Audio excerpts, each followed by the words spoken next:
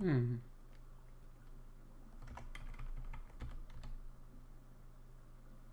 That's interesting.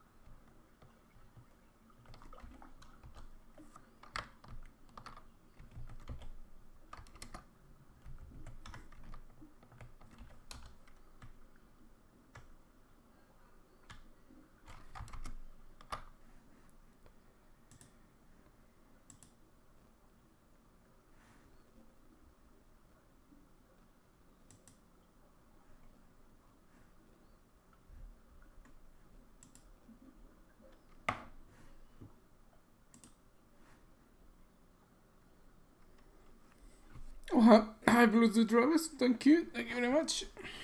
Sorry, didn't read the chat for quite a long time.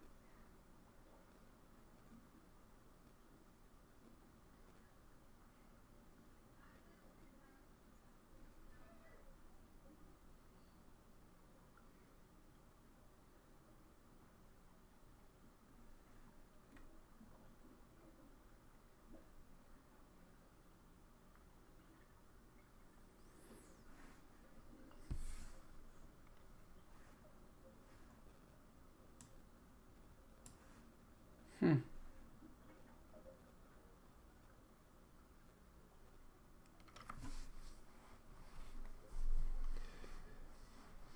If I even need that.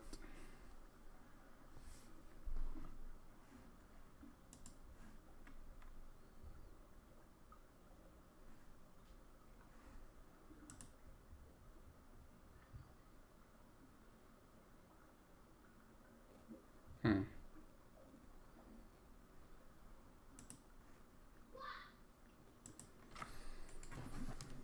See if I screw up anything.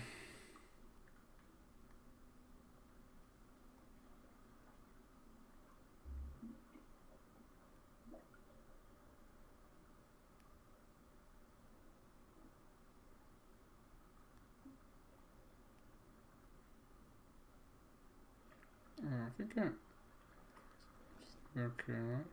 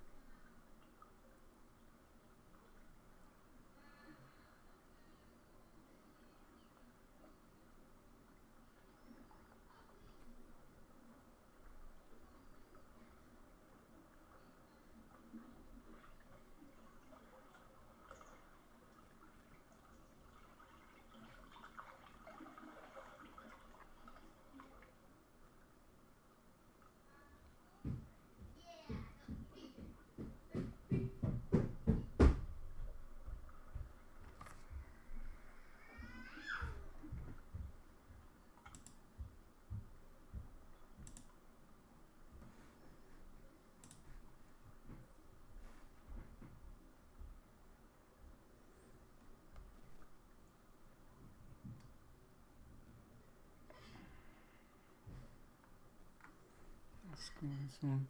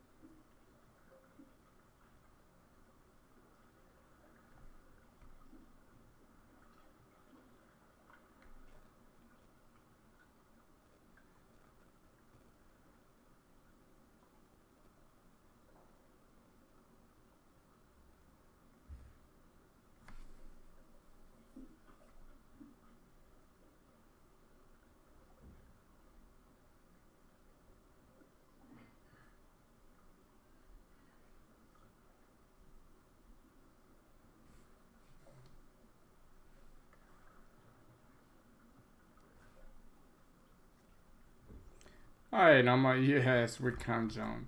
We can jump very well. Almost very well. Yeah, did today.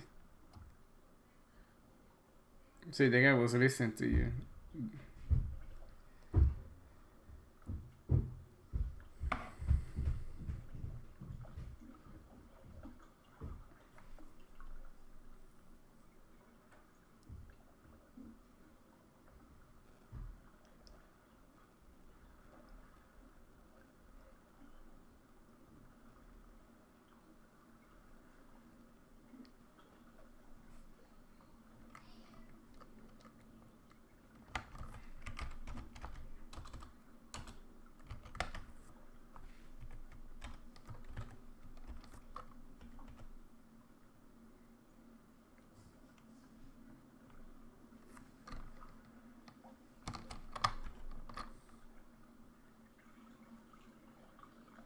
Indeed. You're gonna see lots of jumps today. Actually, maybe not, because I'm just about to go on to fix something with David. But, yeah, you see. Jumps and vaults and everything. We are doing it all. We are doing it all. Alright. Let's check this out. Alright. Yes. That's a good one. We go super slow. Yeah, that's a small one. If we go a bit joggy. Ah, shit. Why does it do that? I don't want to do that one. Alright. Yeah, I want the really. Damn. I think that's not good.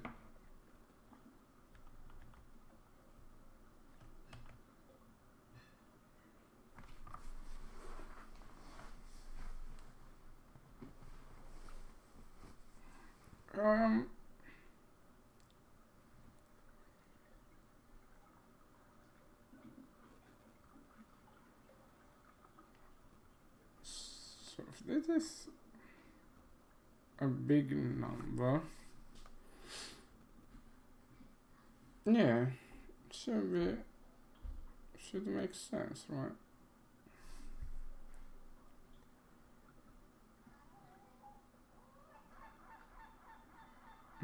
Probably still small make a difference.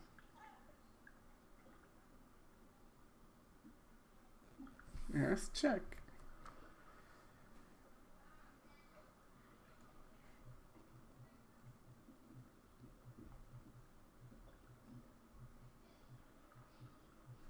Yeah, okay, let's check the actual scores. Maybe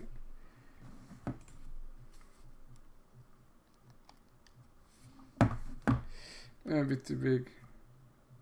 Oh yeah, definitely too big. Yeah, no, yeah, of course. You know, things don't last forever. Like the Guns N' Roses used to say, nothing lasts forever, even cold November rain.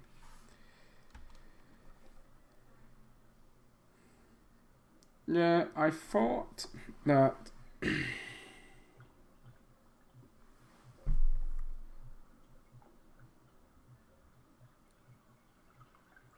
oh, I'm gonna sec.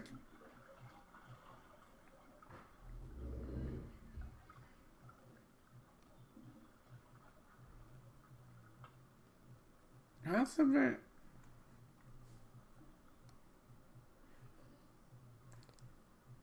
So jump scores, there's like high jump scores. Yeah, like that is pretty good, but the problem is that the other scores are massive, right? Oh, the scores here, jump scores. Yeah. So yeah, I think we should normalize them really, and having weight. Oh yeah, let's do that. A little bit like takeoff velocity and scanner velocity. Yeah.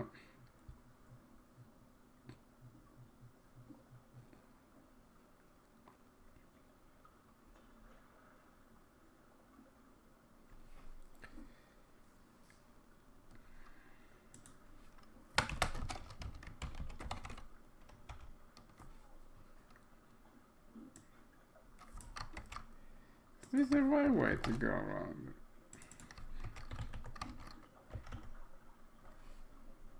Think so, right?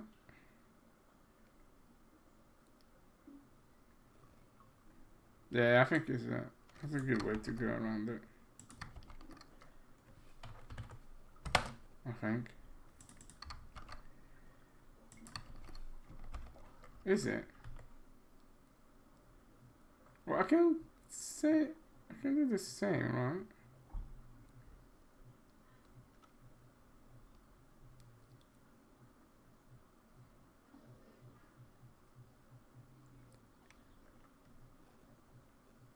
Oh, the price of the GPU are gonna go up, again. I thought that they were like came down a lot, right?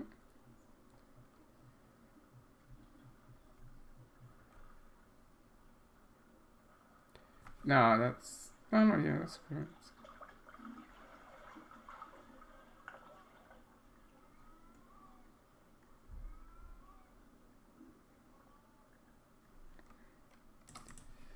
I was just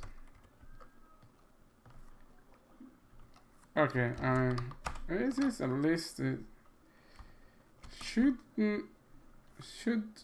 get between 0 and 1? Let's try again. The debate, yeah, of course. See that. So we're gonna go on nothing. So velocity score is 0.49. Okay. The instant score is 0.92. Height jump score is. Height jump score is. Doesn't tell me. But yeah, it's that's between one. Okay. Yeah, I think that's. Let's see if this behaves better. I need to add like weight and biases, but Yeah. But it'll be better, I hope that, like... Nah. Why does it do that? I mean, that is exactly the opposite of what I want.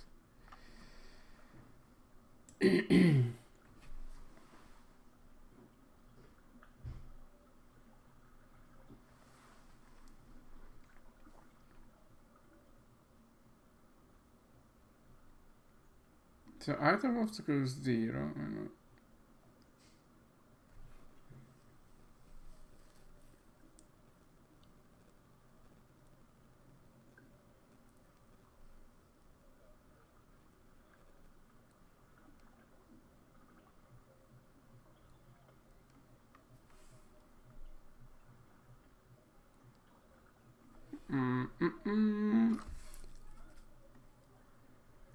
This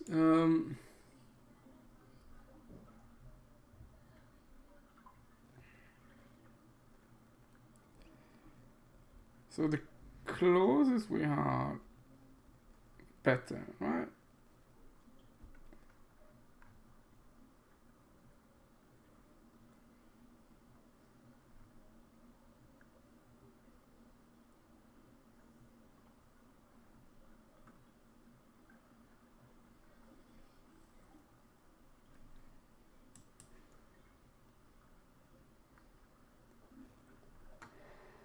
Look at that. So I mean, if we do this,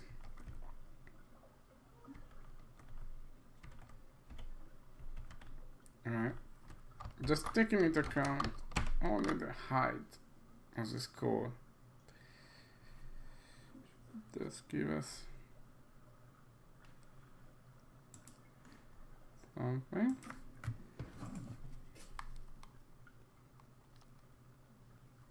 Oh no, I mean, it's BS.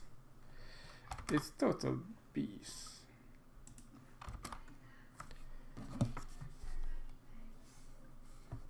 Right, so jump climax. Why are you doing this to me?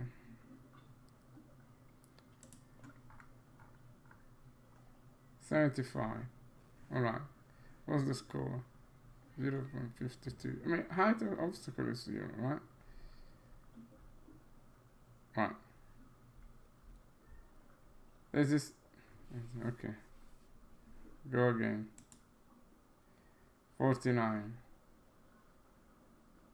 Yeah, it's good. 16. Oh no, it's the other way around. Oh, yeah. Okay, it's the other way around.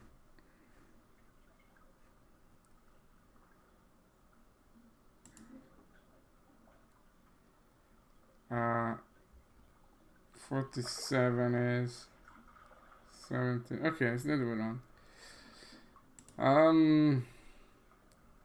Right, so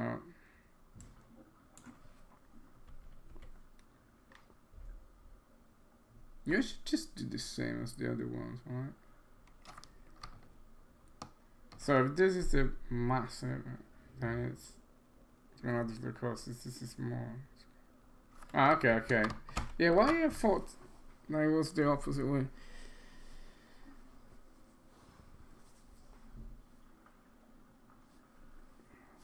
Really, I really wonder how much, let's call it business, they could have by spamming chats like this. I mean, I don't see anyone who is stupid enough to copy and paste the name of the website, right? I don't know. I just don't see how they can have a business out of it.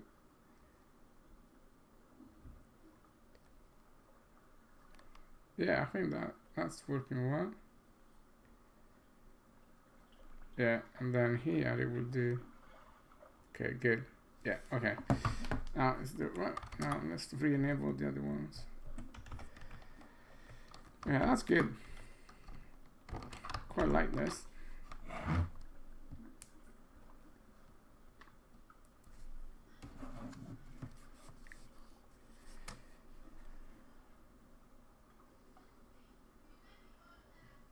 Yeah, exactly.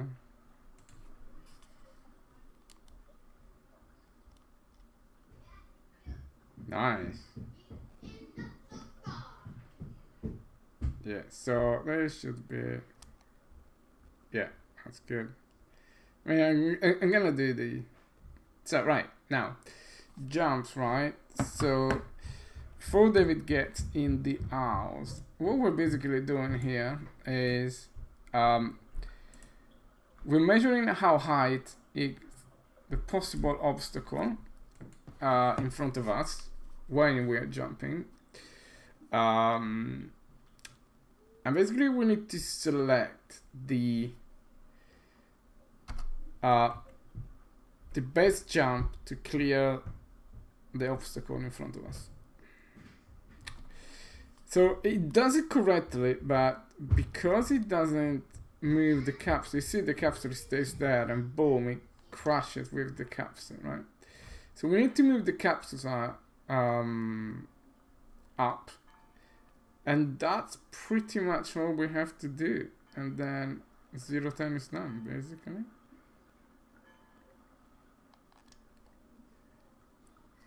Yeah, just fix that thing, because the capsule's staying there, but the body just moves. So we have to basically move the capsule with the body, which is like something that we've done in so many like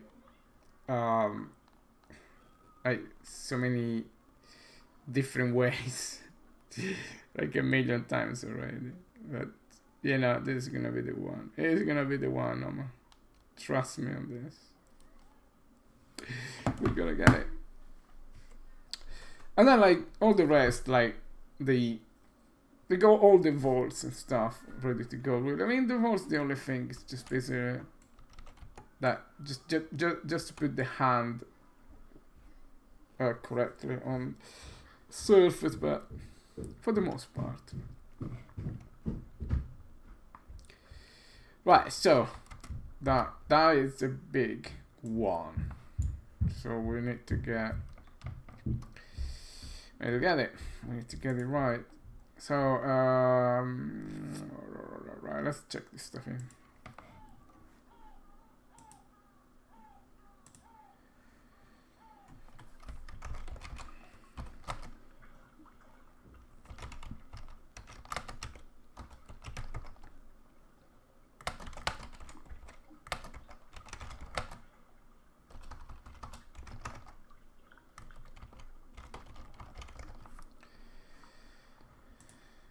Okay, very good.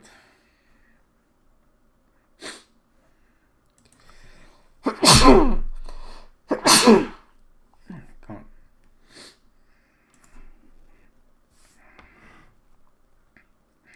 Sneeze.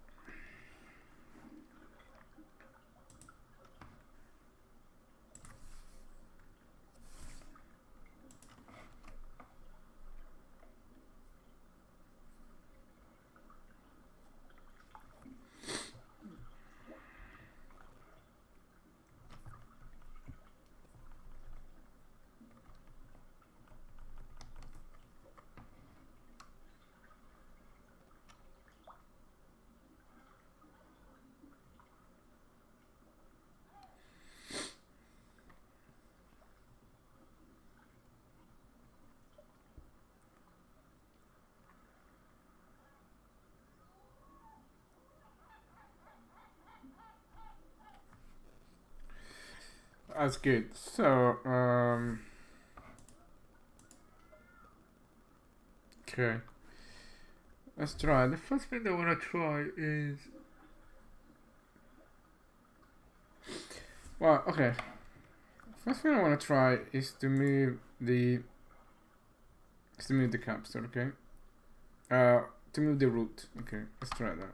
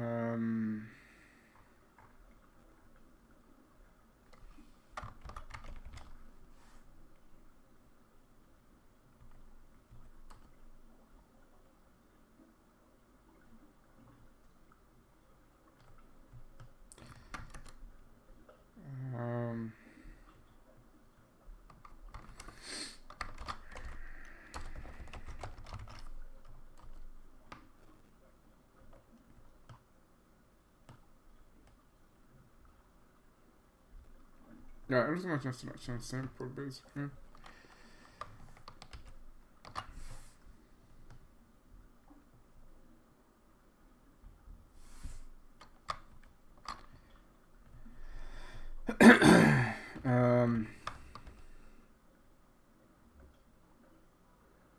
So 3 pelvis that to Z. I think I'm gonna use that one.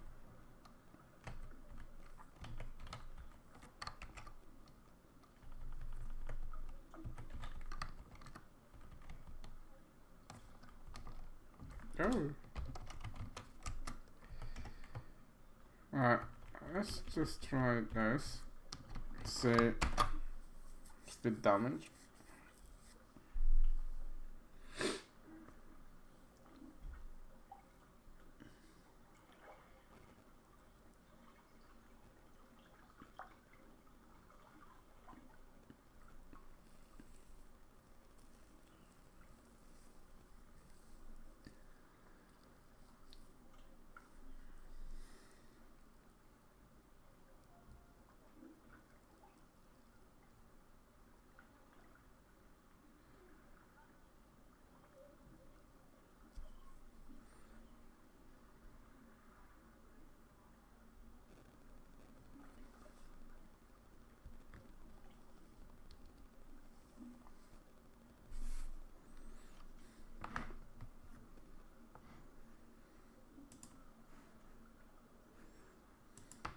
Alright, let's see.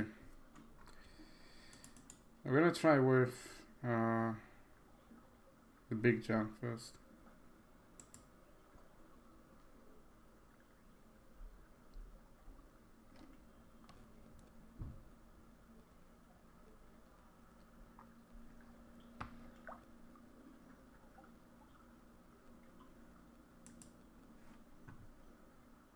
Bench.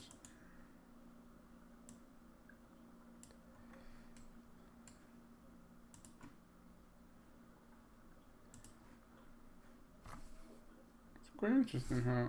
Oh, David is here, I think.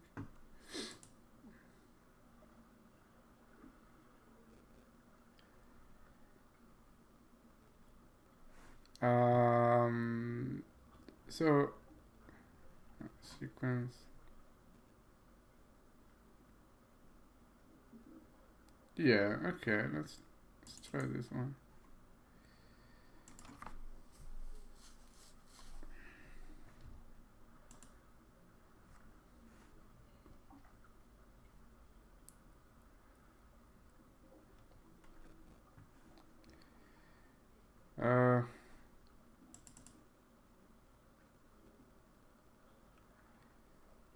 Alright. There you go.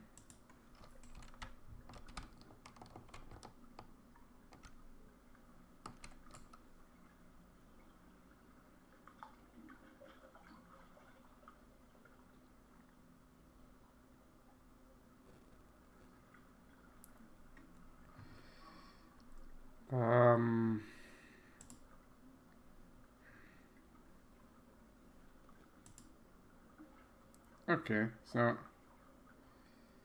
it's not gonna be enough, of course, because the actual foot are gonna go higher, but it's a start, I guess.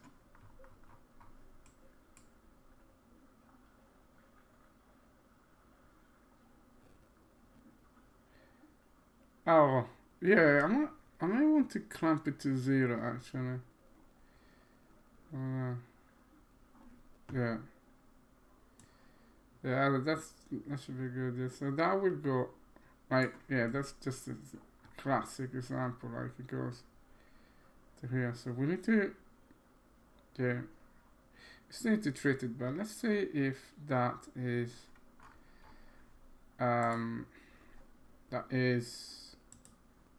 moving the capsule, and also what the consequences of that.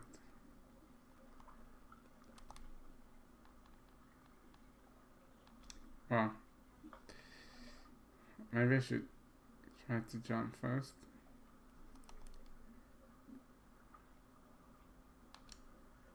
Yeah.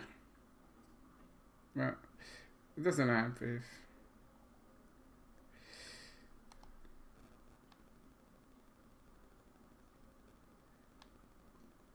What the hell?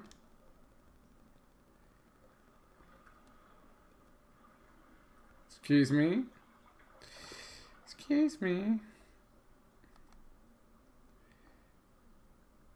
That's ridiculous. Oh, right, okay, yes, so... Okay, now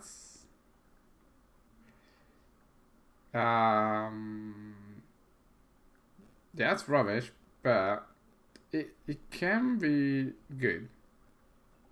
And...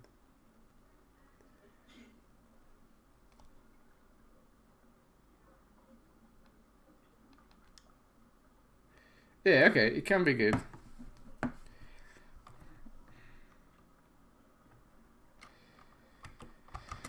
can be good. Let me... Before David comes back in, I'm gonna probably having some coffee. Not sure. How long have we been going here? An hour.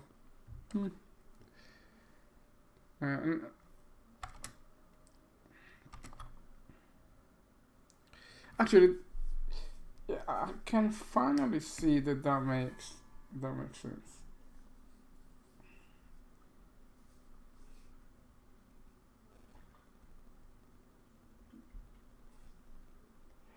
Yeah, I can finally see that.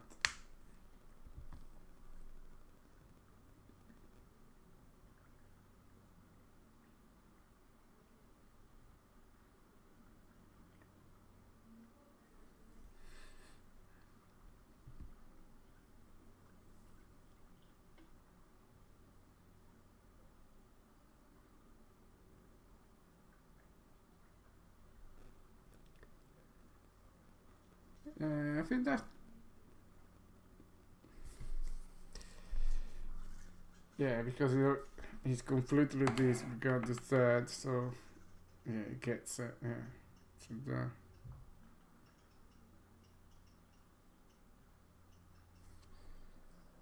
yeah, yeah, we played with the new votes, yeah, some time ago, I mean, there are... Until we had more coverage, there is exactly the same one as... Animation-wise, there is exactly the same one at 08. 008.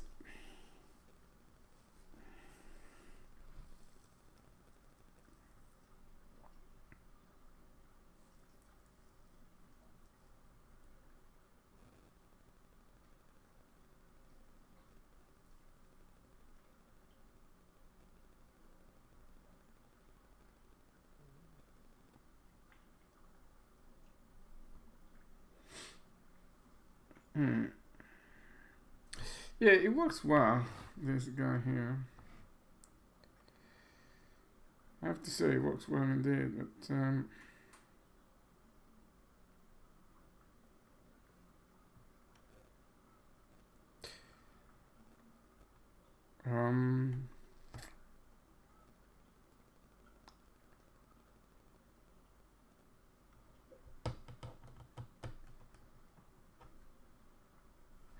yeah, it's that I don't want to go back and do things manually.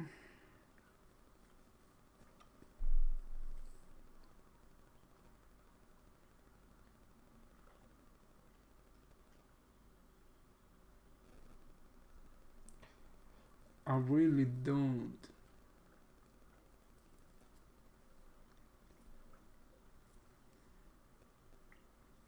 Even maybe I have to.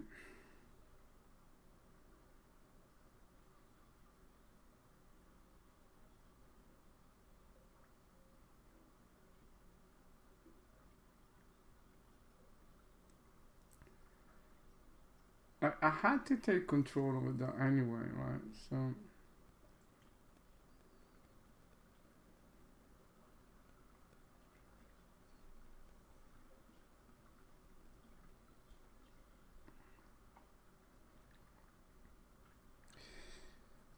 Yeah, I think...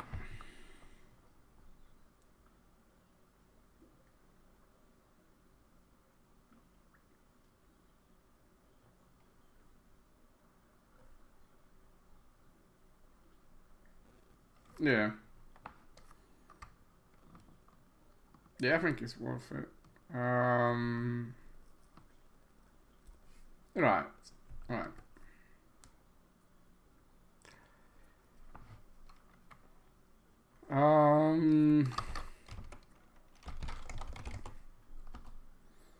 This guy here. When we tick falling.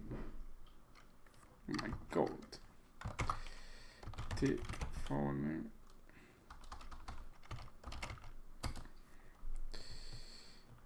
Yeah.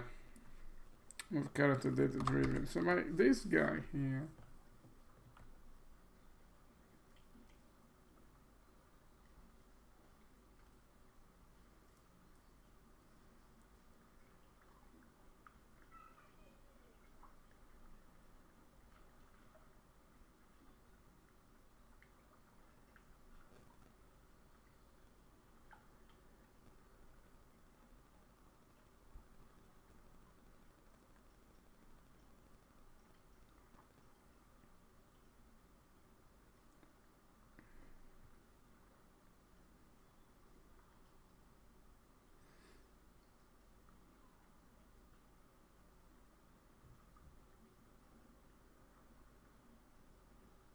Yeah, I think that would actually work. Now that I think about it.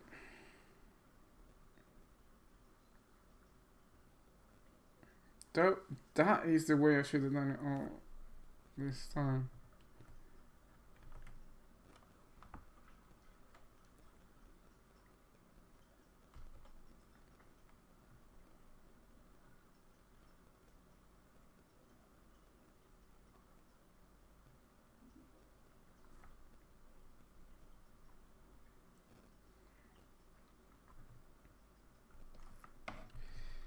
Yeah.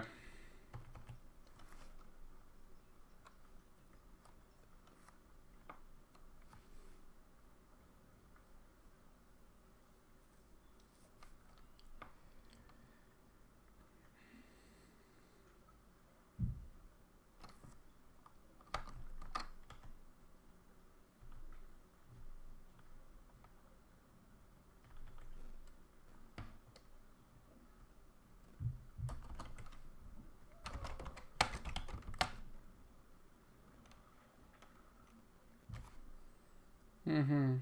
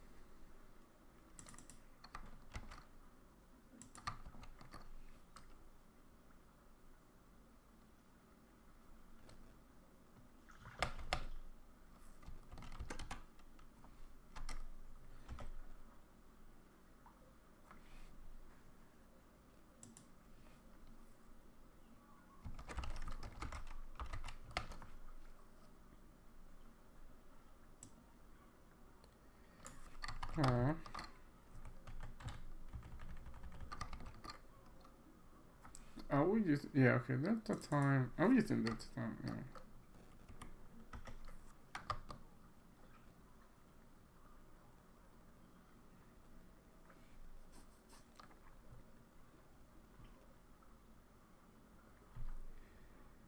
Ah, that's good.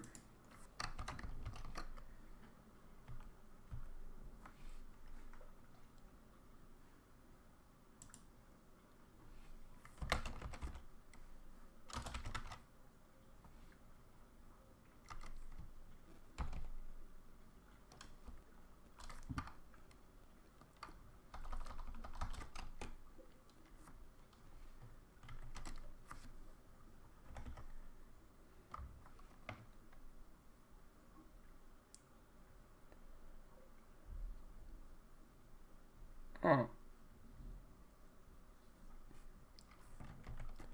yeah, that could be a problem.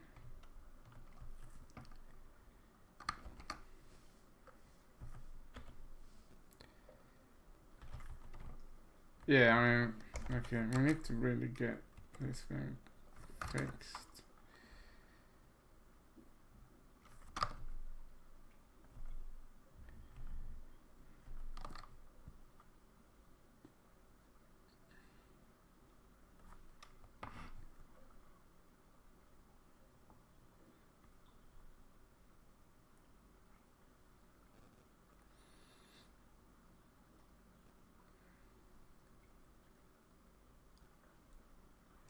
Um,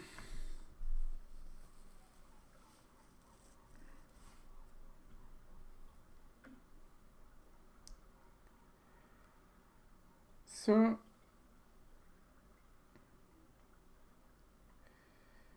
let's root motion ignore the additive. If I had an additive truck that is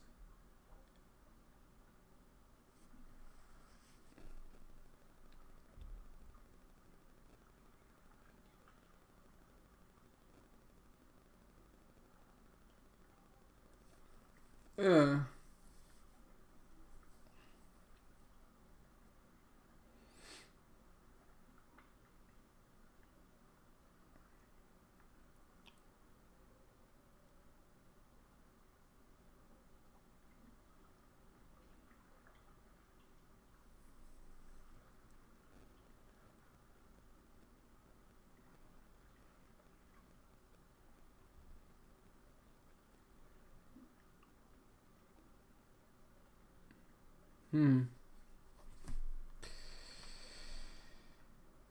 interesting choices there. Alright, so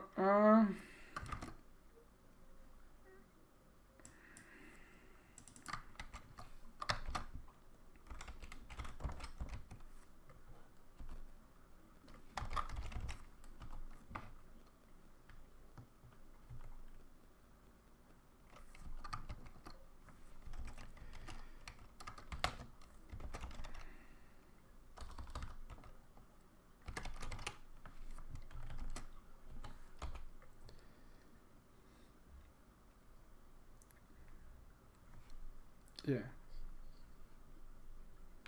Alright. It's gonna crash, so I'm gonna just take chance the quick break, guys. And see you later. Yeah, cancel it. So I have the bad feeling about it. No, so let's just an attempt. Okay, let's just build. Yeah, build.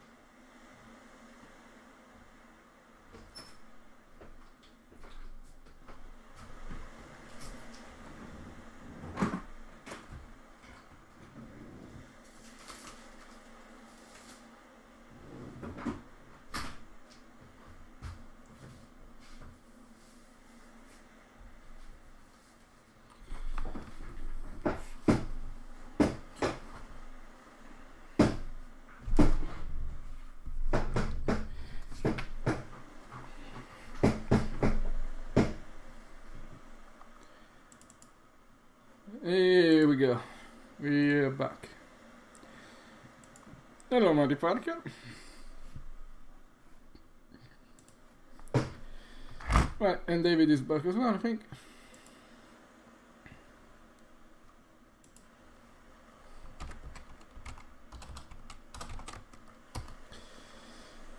Alright, right.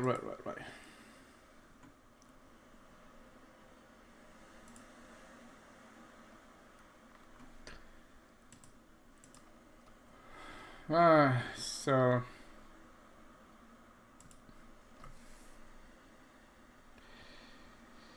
yeah, this sounds good, right? Why didn't I run the game? No.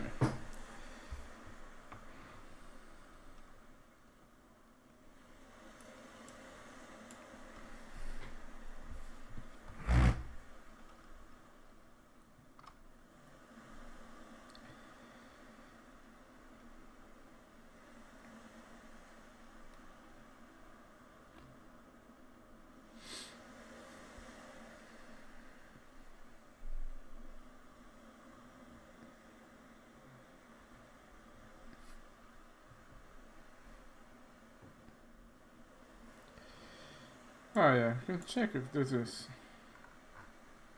I think the arrows there should have disappeared. What? Why? Serialized. I removed them, so.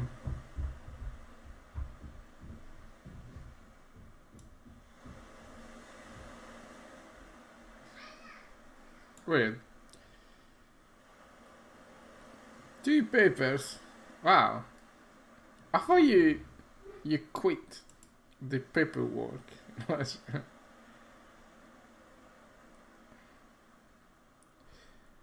Alright, this probably will need full debate, I don't know. Just. Oh, they are in the other. I see. I think this is like. Yeah. Alright.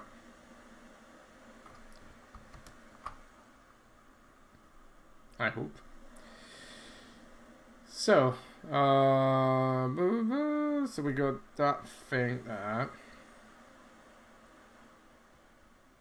Now.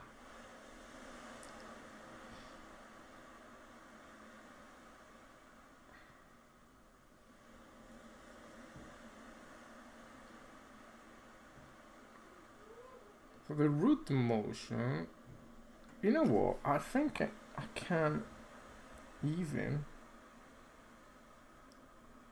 do it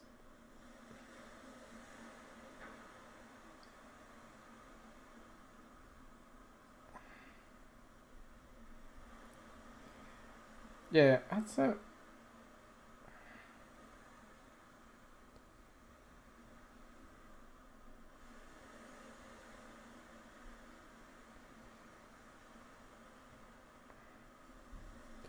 yeah, standing bring just the pelvis, I think it's gonna be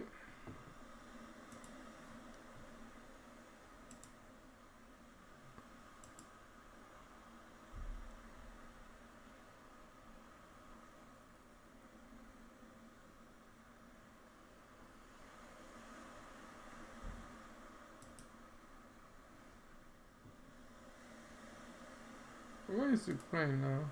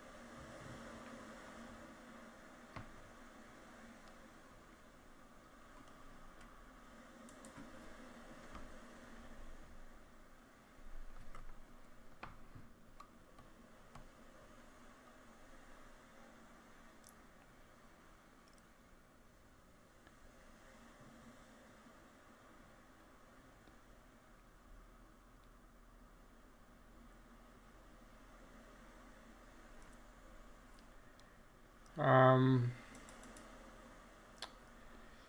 so if we had the Z back, that would actually work, right?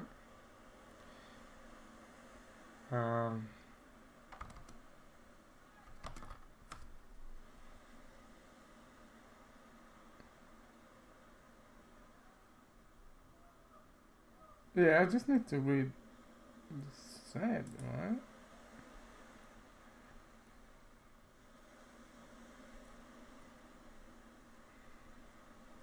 Do I? I think so. Right, so let's try this. Right, so this one should be with the very bad jump, okay? It should be that look good. Right, this one is bad, right?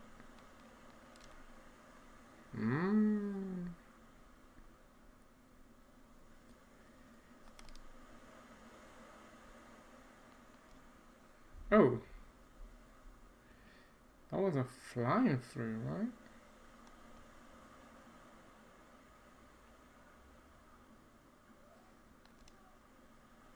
What?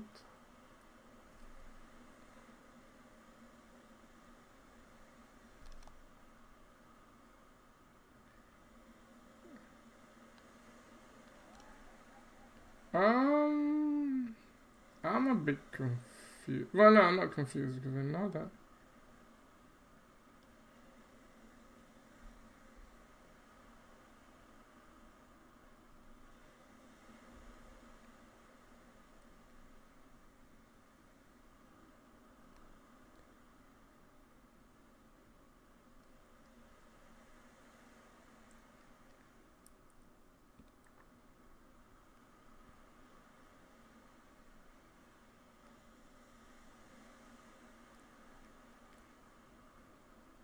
Oh yeah, that was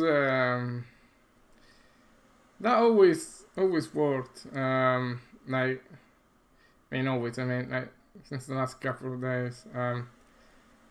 If you jump, it would just it would just turn into an hard jump. If I don't think it's working now, but yeah, we do something like this. Yeah. Well, okay, that was a big pounce, but you got the idea. I need to, you know, I need to just, I need to make it better, but yeah, like that is the idea. It's just, it starts wrong, but we'll get there.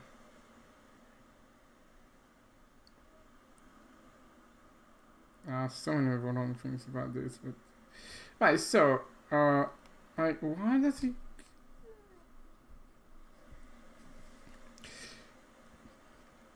Why does it do it?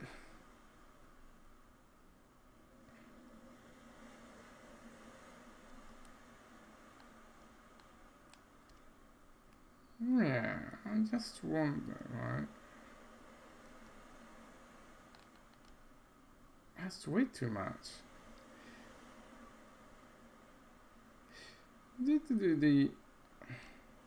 Yeah, that's way too quick. Yeah, exactly. It will like I show you like if you have a very high wall, it would do the wall splat, right? But yeah, when you actually can climb up the wall, it will actually do it. So yeah, it's a bit weird. It's a bit of a hack, but we'll get it. We'll get it correct. So it will just look like it's doing it properly instead of like this. So arm jumps are always almost gonna be okay. Okay, now that's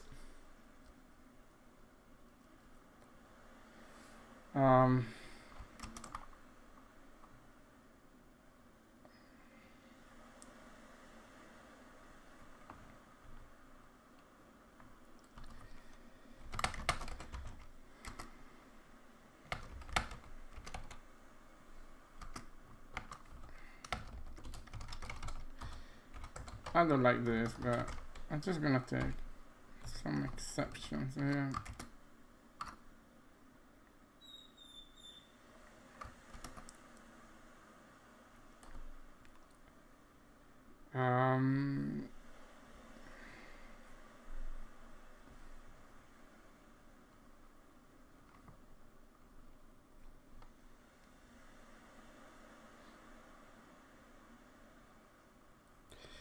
I'm curious to see what is the transition ratio here right now.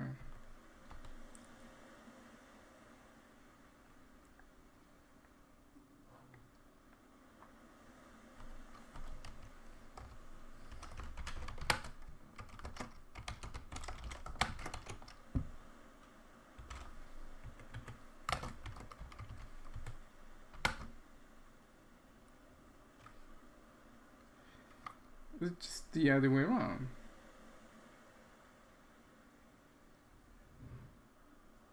I'm a bit confused by this.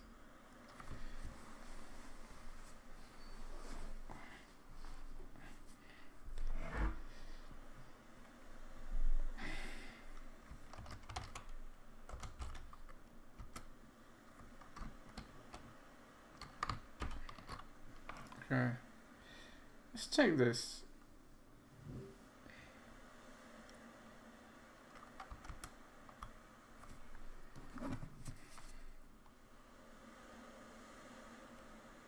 $0.55.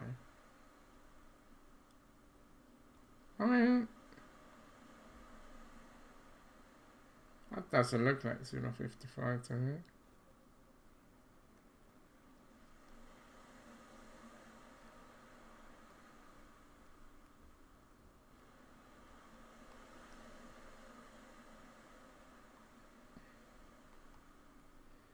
It is really the other way around.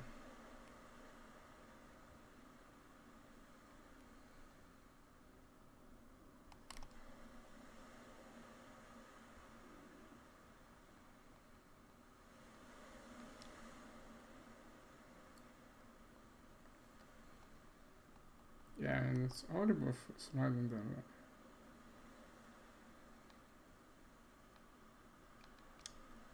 that.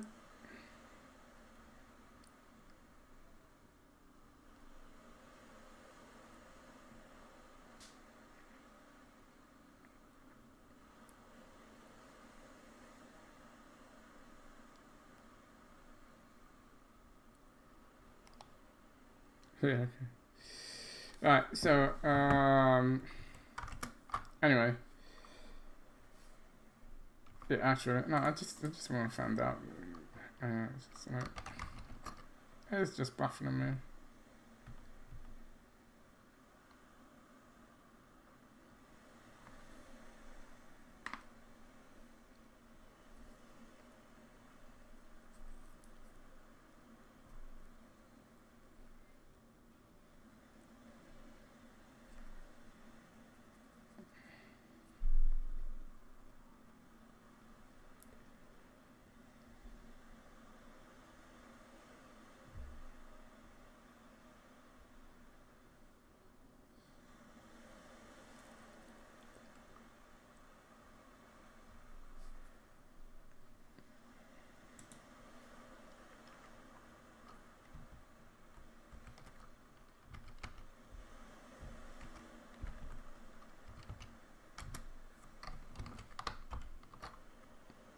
Okay, just to take a little detour, I just want to check something here.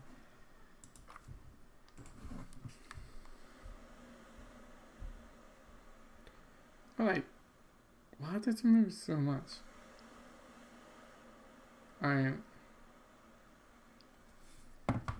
The 108, it was just, I don't know what, okay, it's just,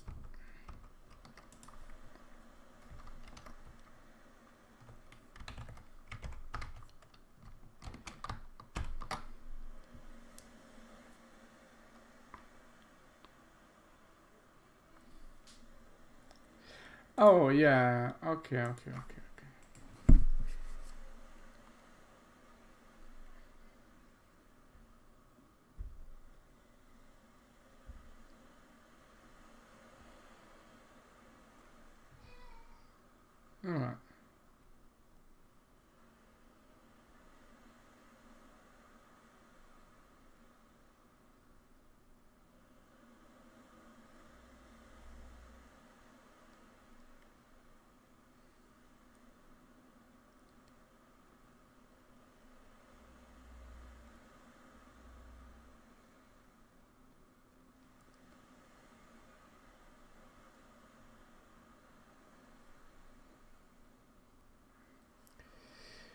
Yeah, that's uh,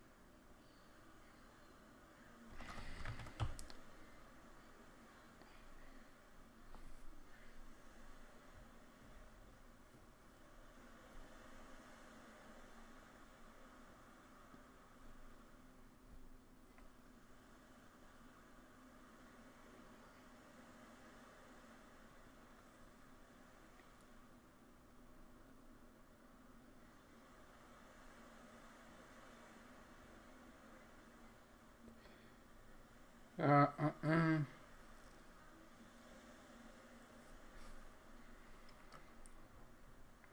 Anyway. Um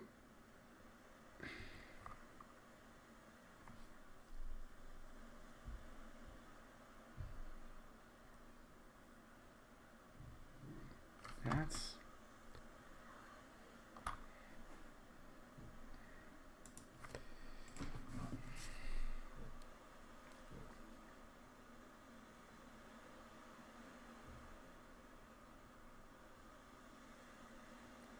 yeah, so now it's like 1.0. Okay, so that one we can safely say is complete garbage, that number there. Ah, it's just garbage. Yeah.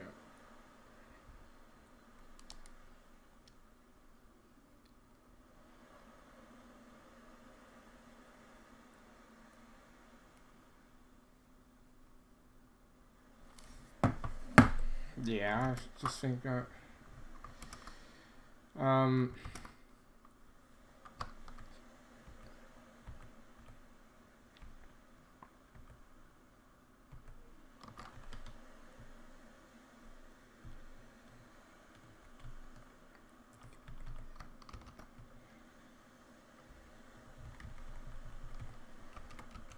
uh,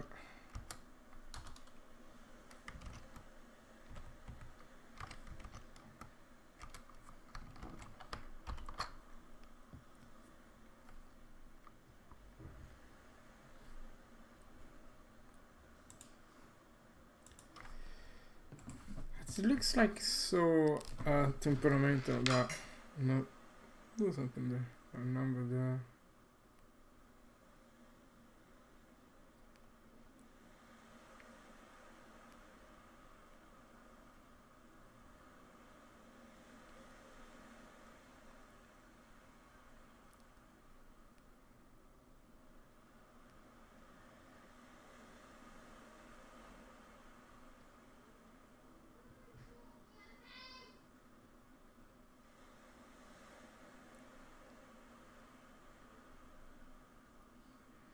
I understand why this.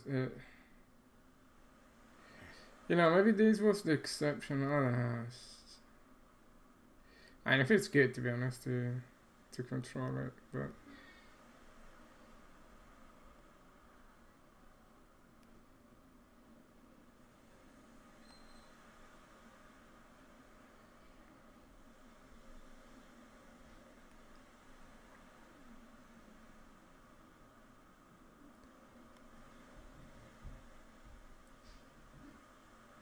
yeah, feels very good. But I think it's off.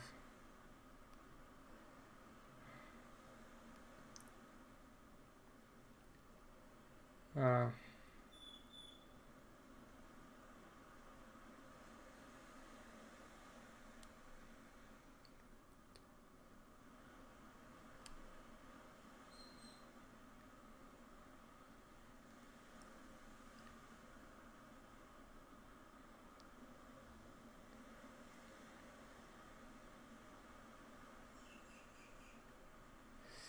all right.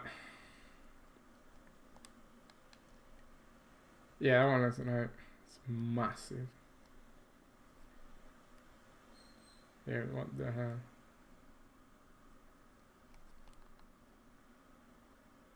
Wait, it's 1.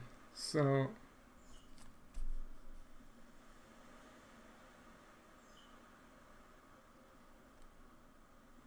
how can it be like so different when it's 1? Like 350, right? You get it, right? It's just, you know, it's just feels right. But 1?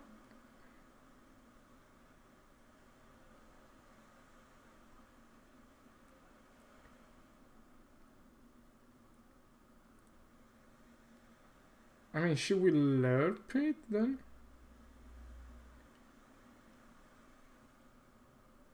Like, so 011.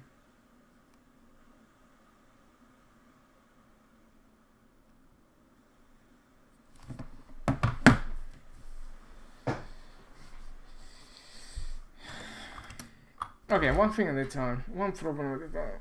Let's take the other problem first. Data driven,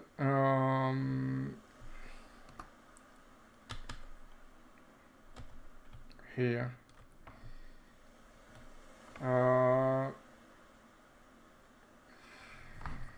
So,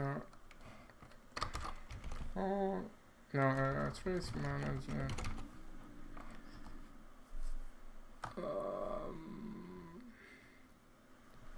I need to get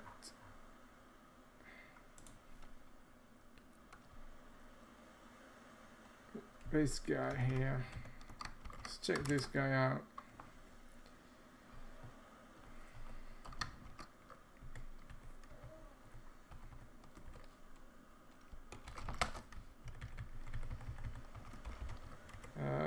Root.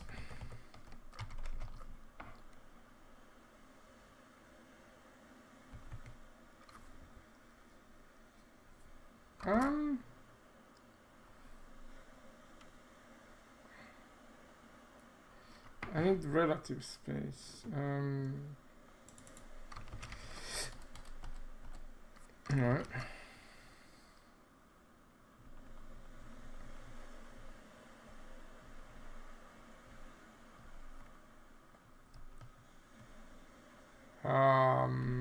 No, it's like there is no reference word. No, am I dreaming?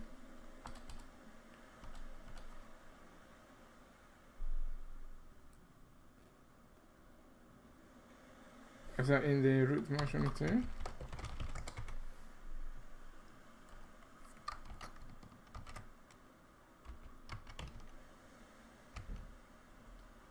What is it?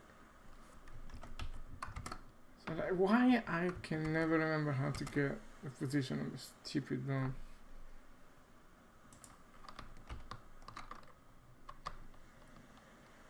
Get socket transform.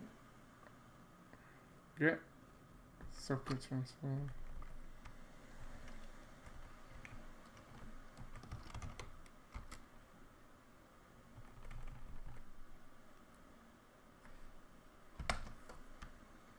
Yes.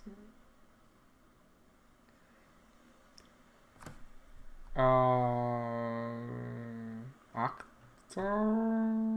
What is that? Actor. Actor space. Component space. What is the difference in actor and component space? Google, my friend, come here. Yes, actor.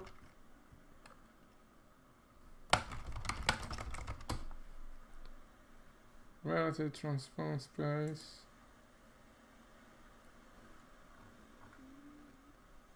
Word actor component.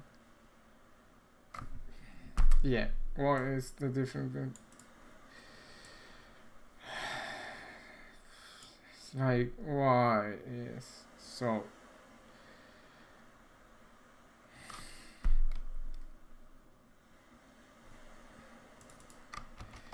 like an explanation, right? I'm just not asking like much, right? It's just if you just put the documentation, just what are these things?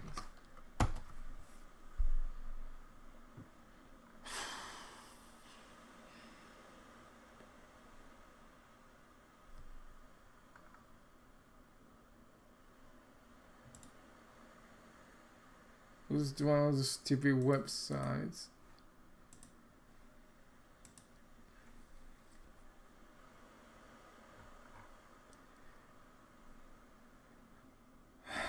Screw that. I'm gonna print them both.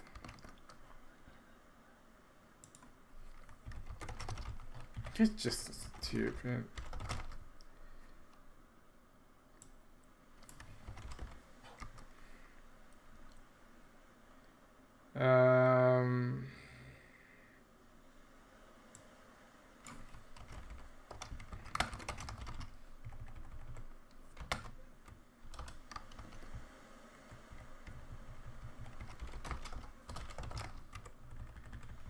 They're probably the same.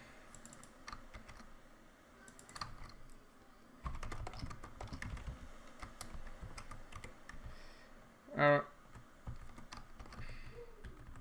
a minute. I have this gut feeling they're gonna be the same. Let's check this out. Oh, one message. Chino.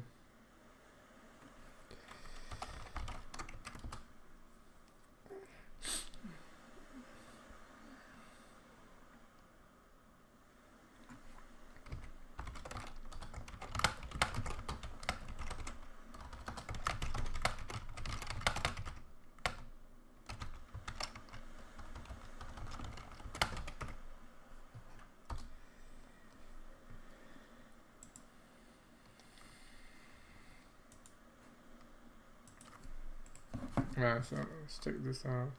Jump. Oh, I guess.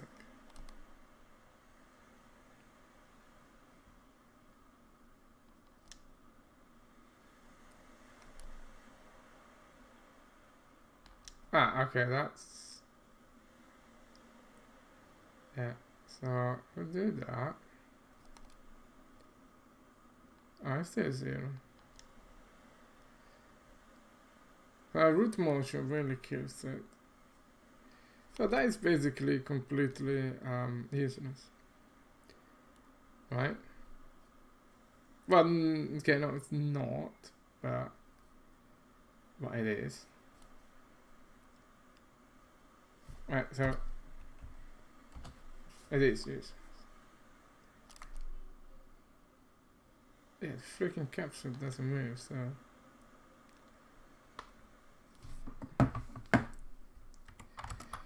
So how many of those magical numbers we have?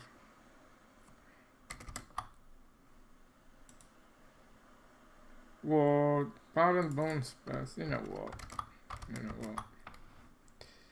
Let's do all of them. Power and word space. And then what's that? RTS word.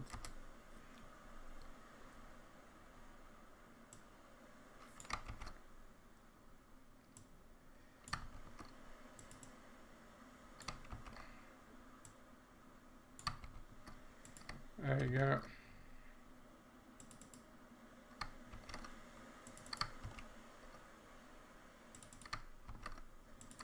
There you go.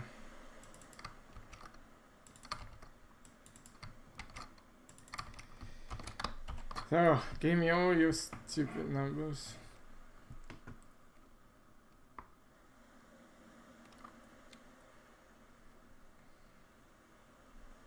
That doesn't even make sense. Really? You are full of BS, my friend.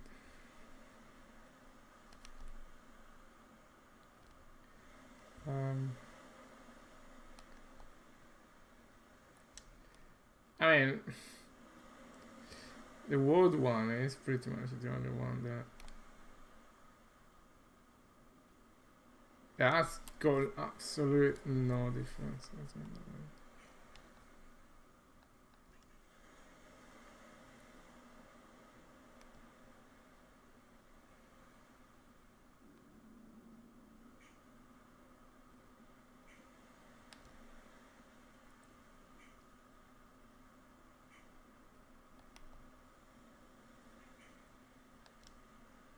Yeah, that's the only thing that changes there. Ooh, I love this.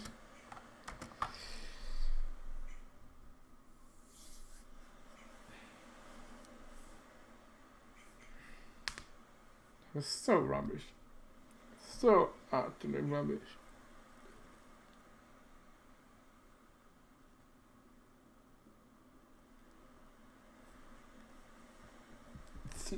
Is it even worth?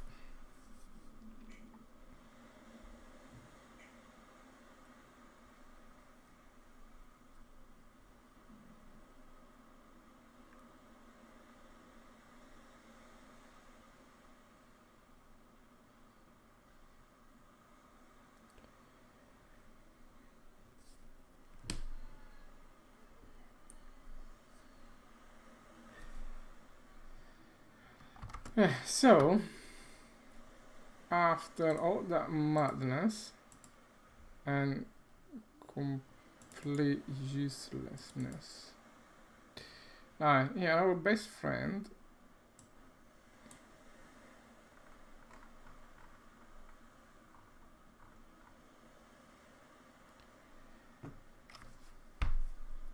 our best friend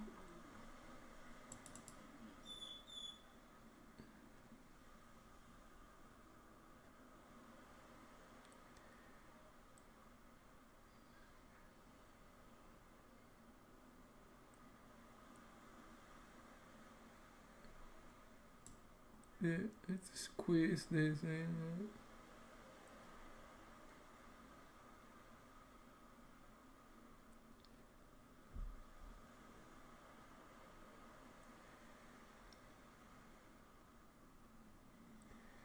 Yeah.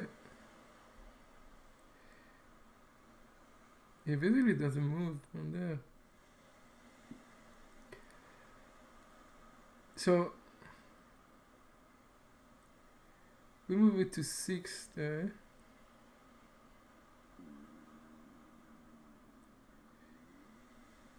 Yeah.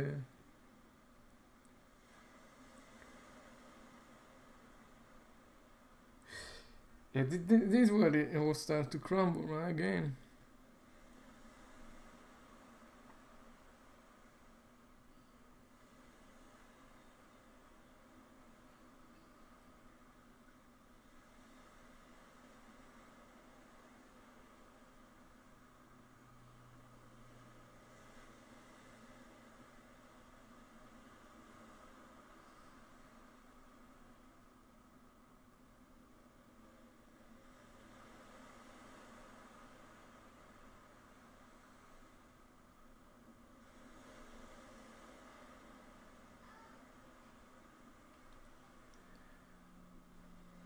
Yeah.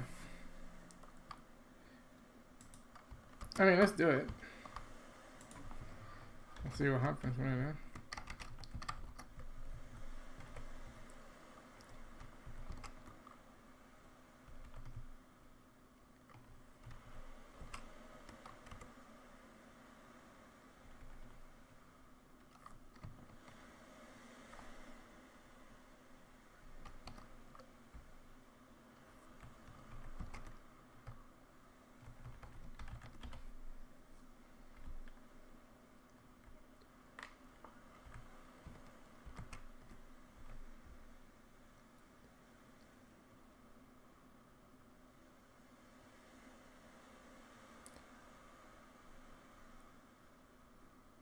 No, this is not delta time. This is just that value there.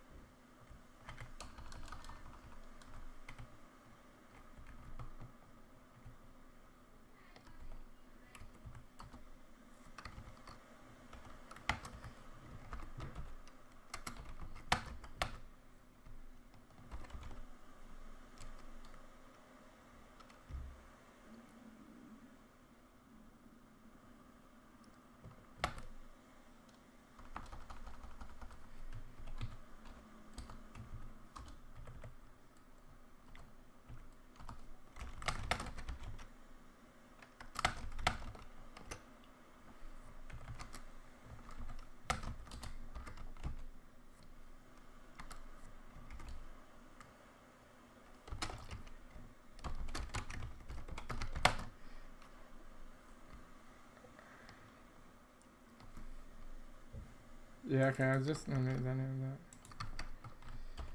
Okay.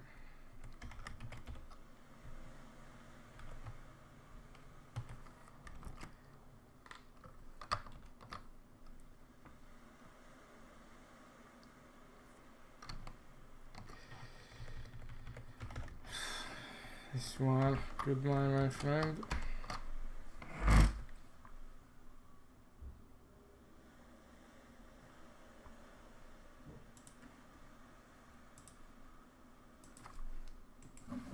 Yeah, it's additive, right? So it's gonna be...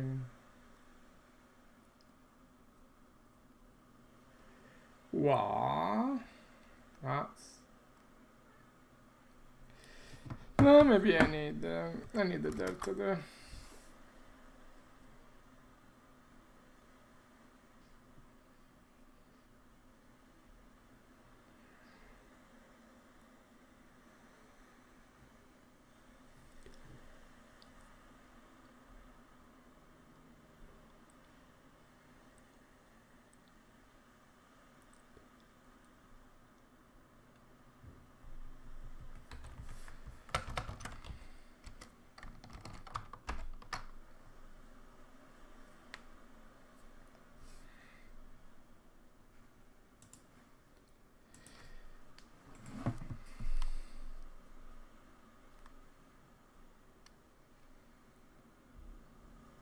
Yeah, pounds. Well,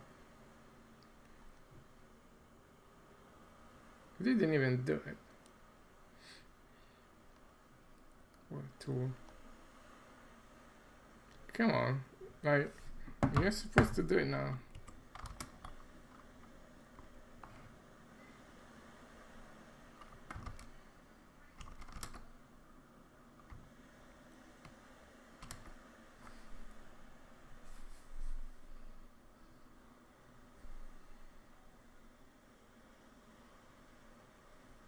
Oh, velocity. Oh, that's what the thing is. No, I think pelvis.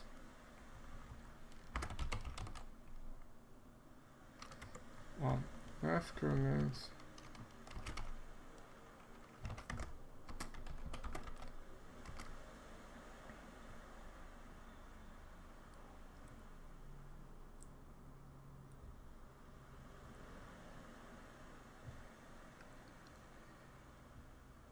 yeah, that's BS actually, right?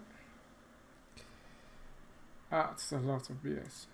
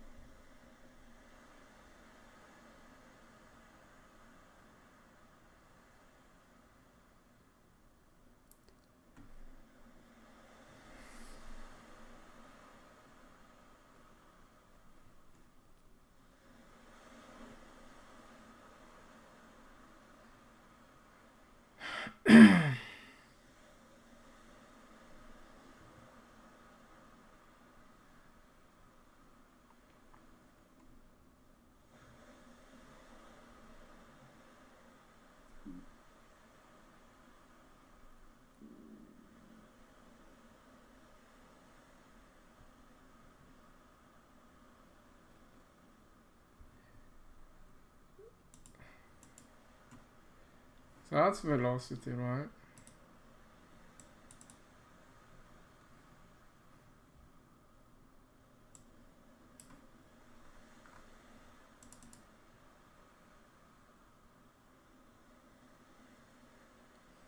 Should work actually.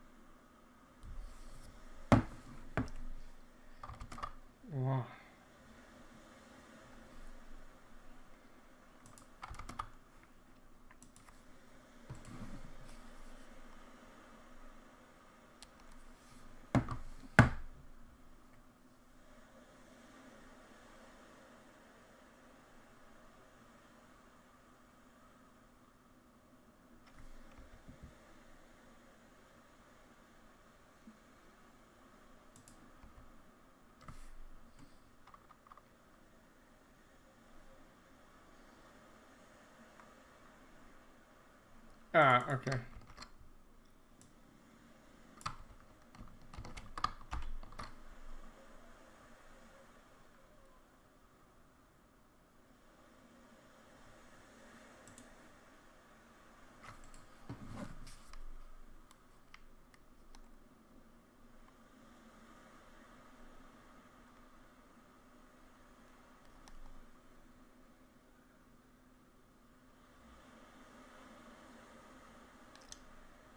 So bizarre.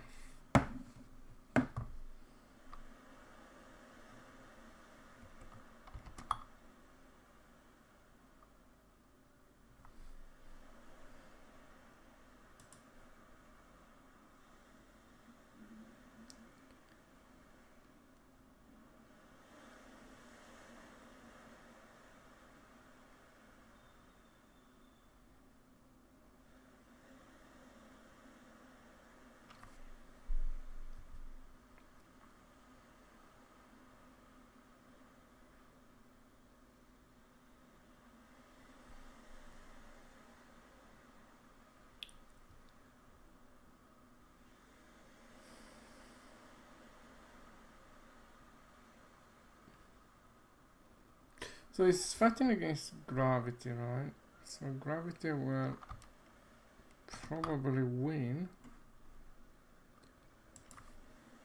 Right?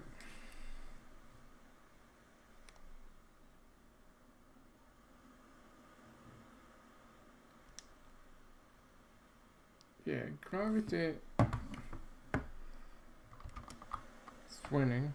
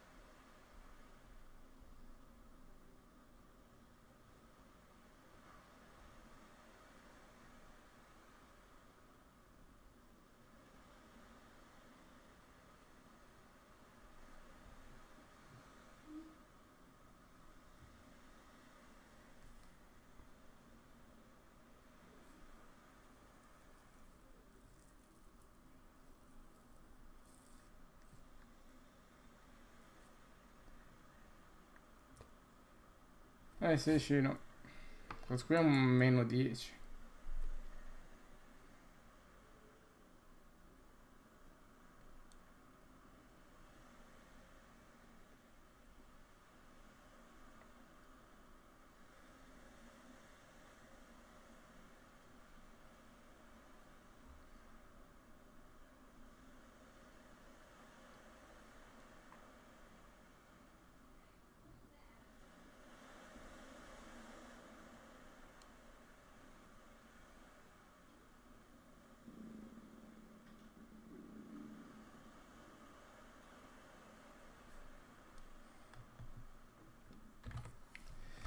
No.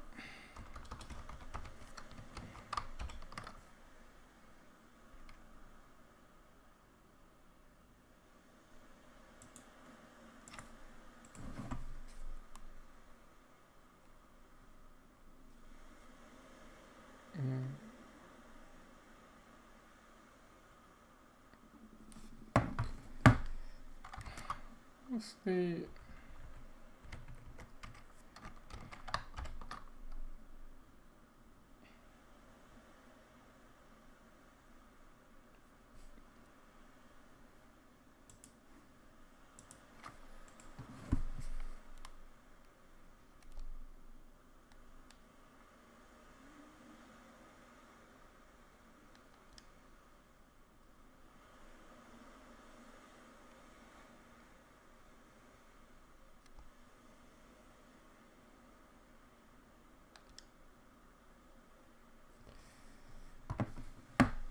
It's either losing against gravity or winning.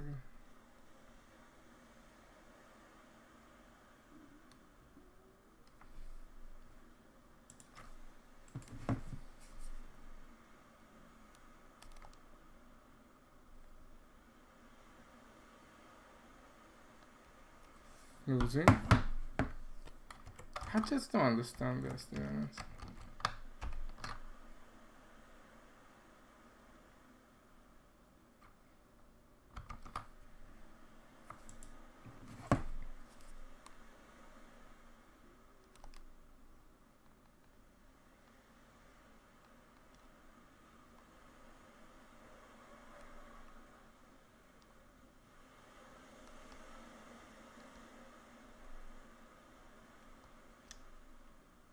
What the hell?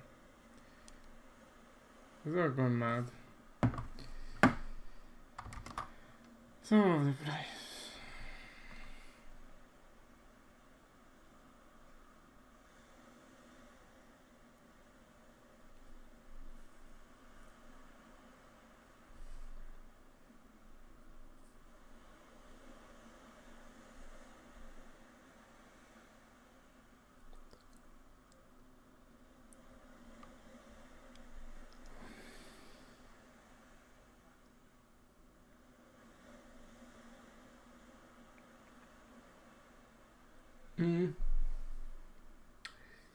Yeah, that's not good.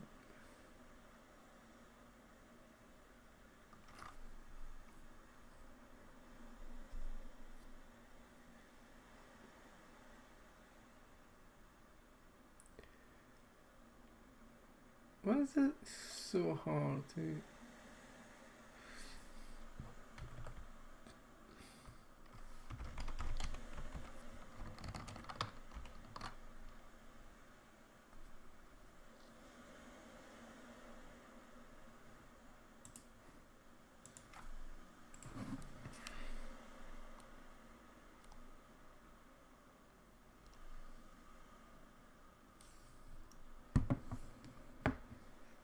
What?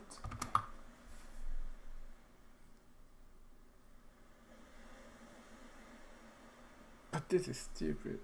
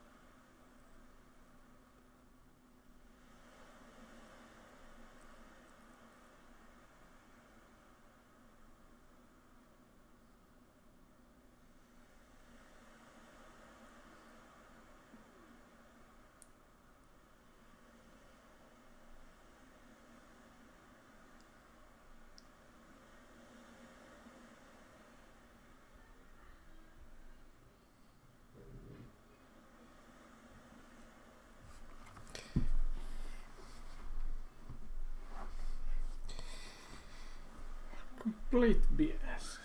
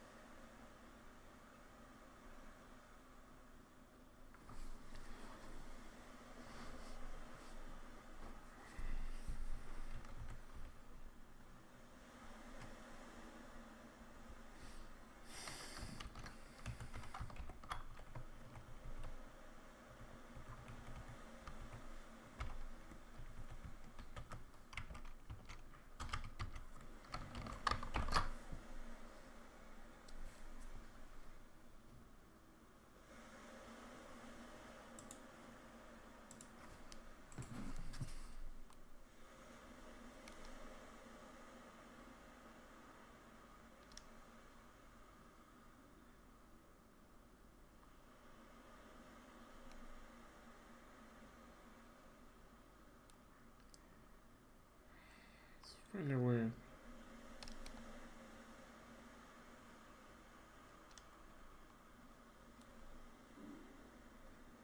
Is it doing it?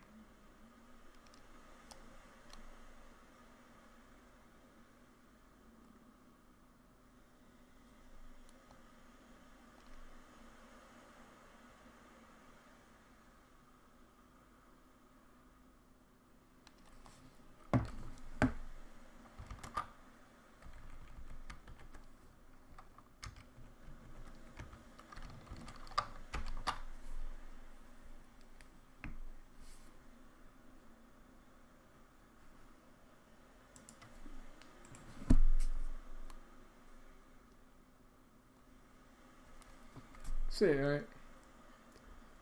It's just where to get silly, right?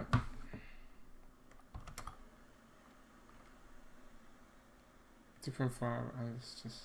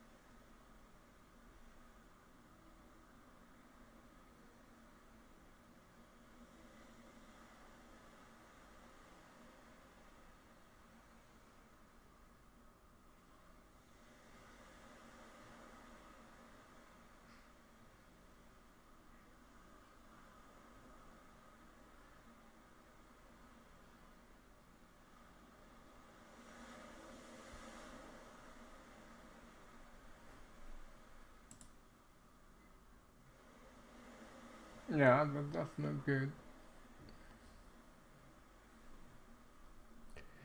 We're back to.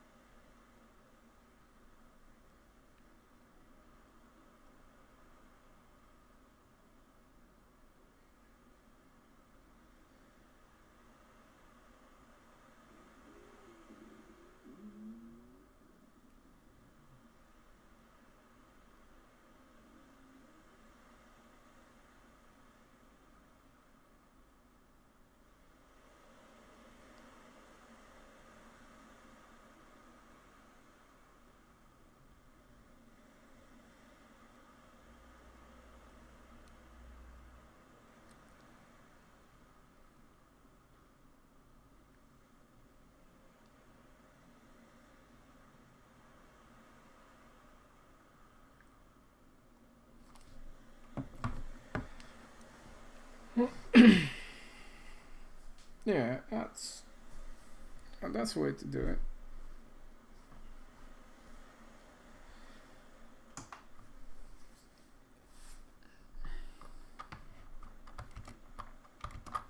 So basically, what we have to do now is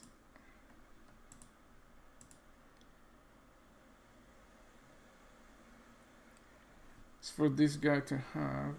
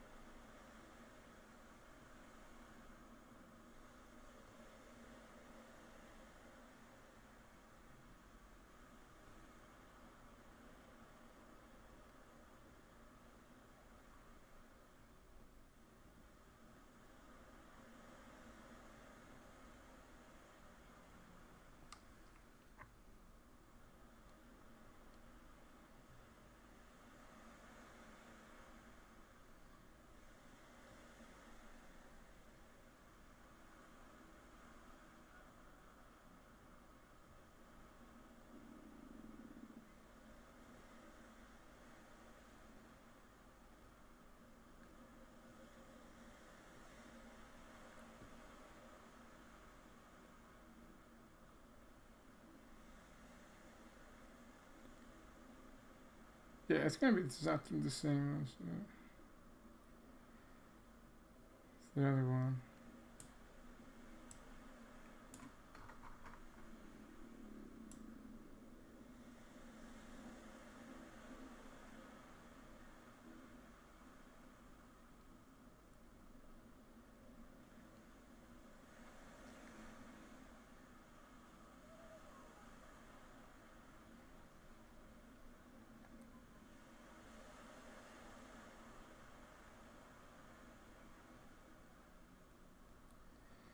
Okay, just one thing at a time. Okay, let's just set minimum to 0.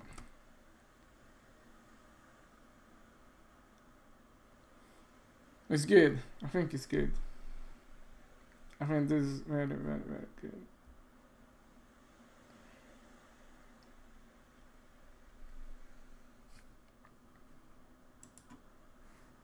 Oh, David's back.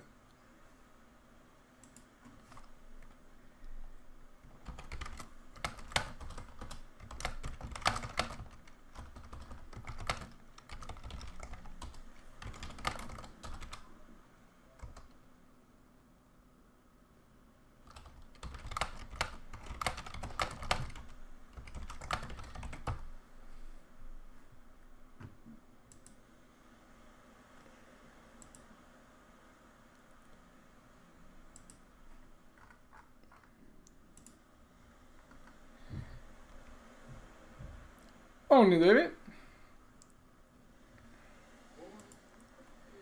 Bonjour. Alright, so let me stop the music. Here we go. Nice. I was being like stupid for. Can you hear me? Yeah, yeah. No train announcement. Doing was like a non-problem. I was being stupid. My brain was just, you know, when your brain isn't. And I was just like, what is the problem? I created a problem for myself. And fixed it by uncreating the problem. I do that all the time. No. And then I was just like, I'm very tired. I need a nap. So I was like, let me take a nap. I think like experience is about like when you really know your limit and like the things that you do wrong. I was typing and I was like, stuff isn't making sense. Yes. I know. I usually like. I like playing chess, like in between builds and stuff like that. I just like to throw a quick 3 minutes game of chess, and I theoretically I have a pretty good rating, but I always play like late at night when I'm like, the builds are gonna go longer, and I just just play 5 minutes, and like I lose every single game, like against complete rubbish opponents. It's like I can't move the pieces like where I want. It's just so madness. I know the feeling, yeah. But right, so if we are ready, let's do it.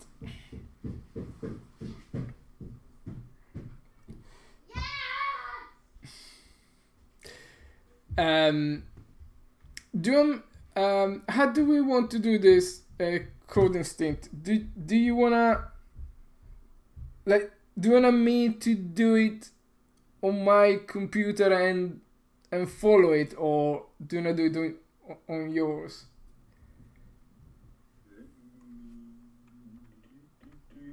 I think it depends. So it depends on exactly what we're coding.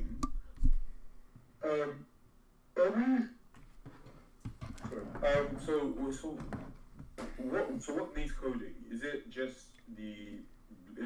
animation stuff? If so, we can do it on my computer. Is it code specific to? I mean, I think it's a lot of. We're going to be adding the logic into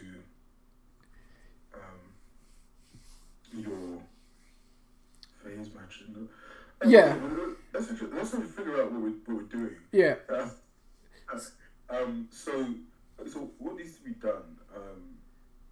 So we need to get it so the phase matching.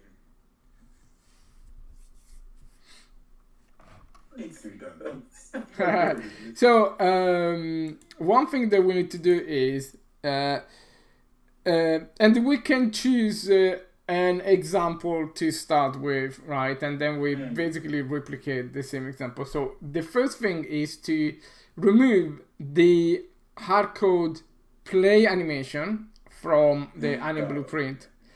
And you choose the best one, like the easiest one to remove the hardcode animation, and then I show you how to integrate that into the phase matching node and the C++ counterpart. I got already a two classic examples set up, so you just choose which one of your advanced locomotion like mode would you like to test first, and we take it from there. Gotcha. Let's do squeezes. Squeezes, excellent. Let me check in this stuff, or rather Cheryl. Let me check. Yes, you know what? I'm gonna check this stuff in. Let me just. Oh yeah, I'm gonna share my screen in this code as well. Okay. Yeah.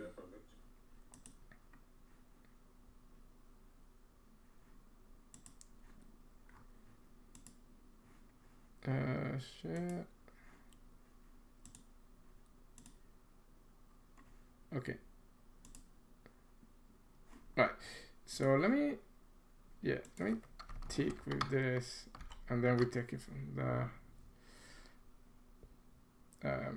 It's gonna be a little bit ropey, but it's gonna be right. So now we should have very shitty jumps. The other thing.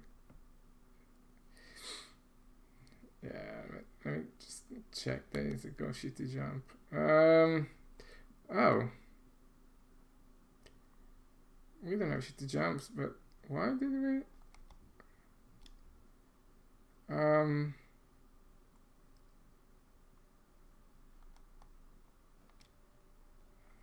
What the hell?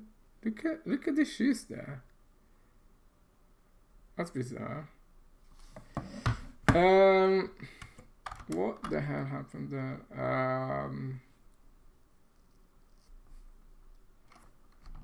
Did I rebuild? Yeah, so what's your problem?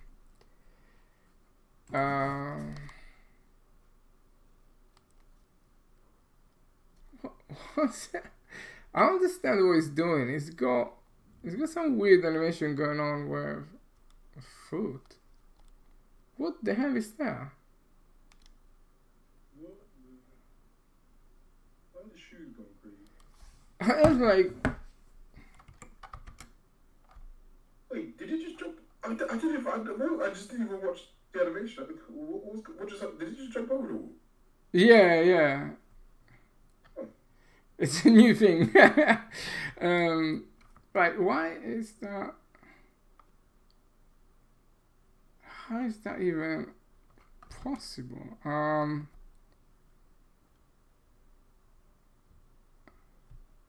mean, it's not even getting cold.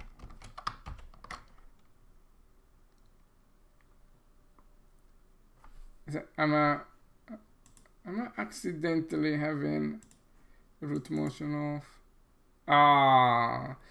Okay, that's interesting. Like, if you have root motion off, the shoes go everywhere, which is weird. No, okay, yeah. So that's scary. So what I was, I was like finally like going around and fix the, the capsule moving around the blah blah. So. And I think I found my thing. I set the mode to flying and I do other stuff, but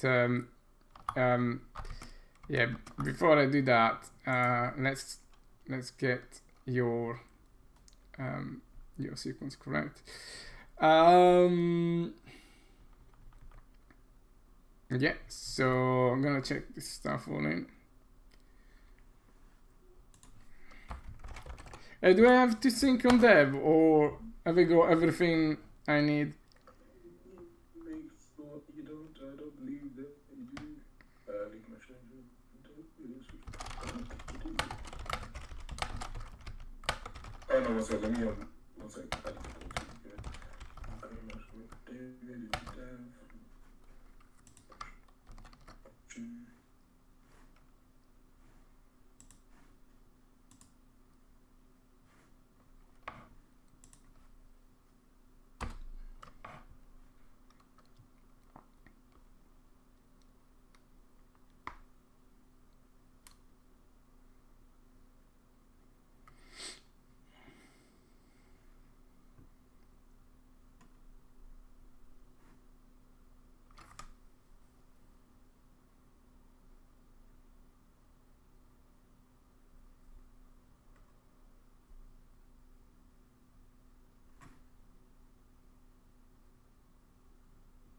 Cool.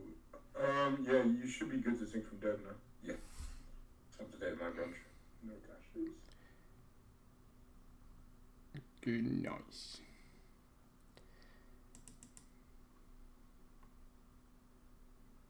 Okay, let me quit Unreal Engine because bad things happen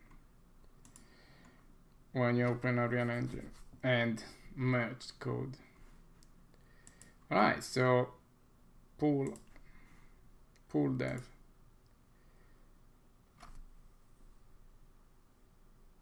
Alright.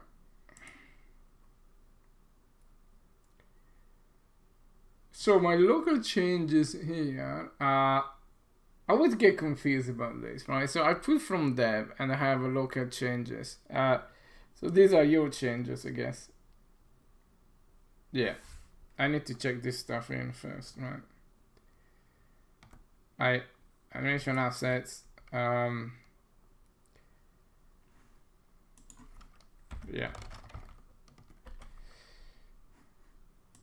Because I need to check this actually. So you checking something in dev, right? Mm-hmm. I got it, and I think in dev, right? So why do you have a local change on this file if I just sync into it from dev? I'm pretty sure I can change stuff. I think I changed that file. Merge branch into dev. Oh, like, yeah, well, to be fair, my dev merge has loads of changes, but the loads of changes from yours. Like, yes, these are changes I didn't make. Yeah, but like, shouldn't like this be just get whatever there is in dev? Why is it? Yeah, because I pulled from dev into David, and now and then like if I merged from dev into me just like 20 minutes ago. Yeah. And then now I wanted to make sure that you had all my changes, so Yeah. I pulled from David into dev. Yeah. Yeah. I made after I merged David into dev. I made some changes. Yeah, based on the shimmy resize of that, and I didn't merge David into dev after I merged now done that. So that merge into dev now has that.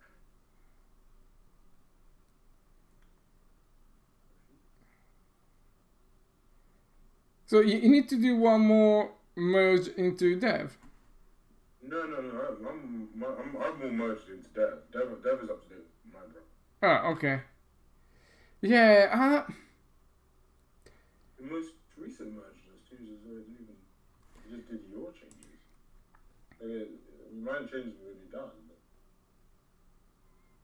Yeah. Did I merge them? I'm trying to think if I merged them in already.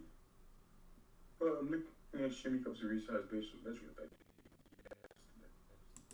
that into David, Dev. Look at this code checking.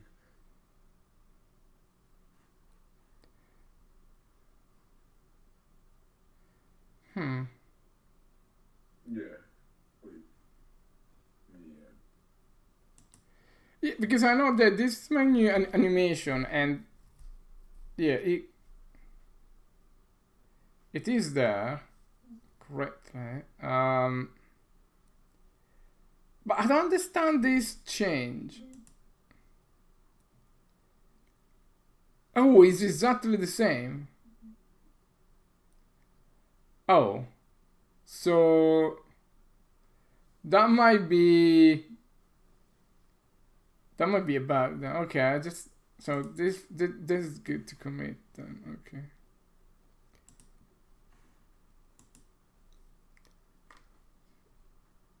And then I'm gonna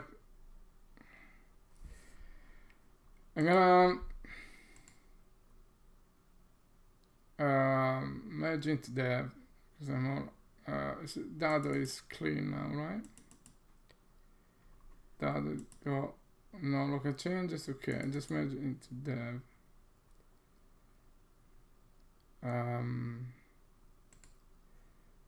Merge into dev. Okay, dev. Now dev will have my free commit.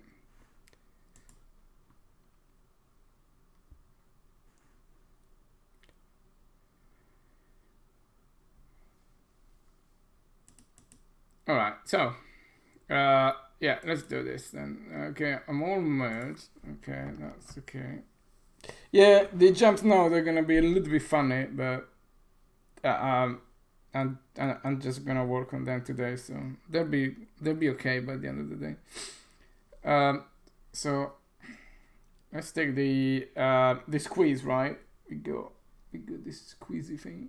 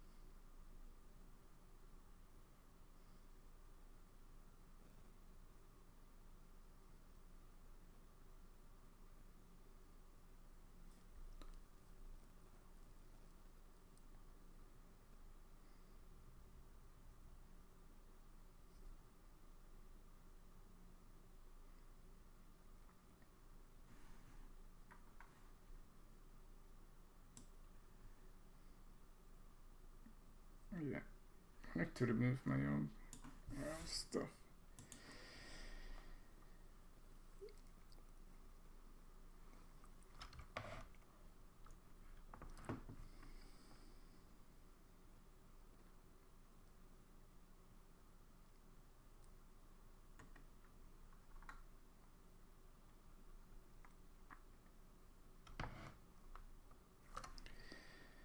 Right, so let's check that stuff is working. I can jump off. Then we can just jump off here.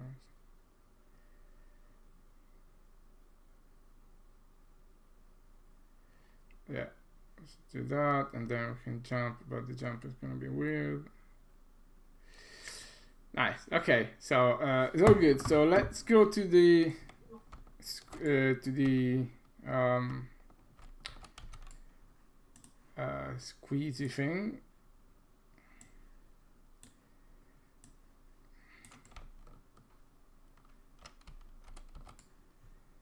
Isn't this that too big to be squeezed? Oh, that's mine. Yeah. Okay. Yeah. I'm. Okay. You probably should drop that too, because it's yeah, the camera quality will get like chitched like done up into it. The camera will get a bit creepy probably. the walls are that high. Also, like, you need to make sure that the walls don't like intersect the floor, because like they actually do some weird collision stuff. They make like a hole in the ground. The wall don't intersect the floor. Yeah. So if you, if you just make, no. Yeah, I'm trying to think. Do you think it'd be for this bit? Do you think it'd be easy to do on my screen, like any initial bits, or do you think just like that? Yeah. No, I think. But if you drag it up and then press N, it'll just snap into the ground. Oh, really? Even with the object? Yeah. If you press N. Ah, that's interesting. And then what I was saying is basically make the height of the wall isn't too high, so like you can position the camera further up above it, so that it doesn't. Right, yeah. This is like a workaround for now that I've been finding. Yeah. Yeah, so we can check the. I think. Or even smaller than that, you can make it still.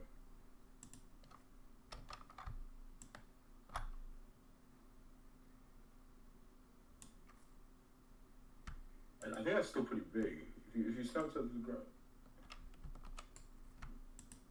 Yeah, I think that's still pretty big. Big? Like too big? Like I mean, do it so that it's like chest high on the player. Like that's still that would be like way above head height. If you do it so that the wall's like chest height, the trays and everything will still pick up. But so I need to do it like.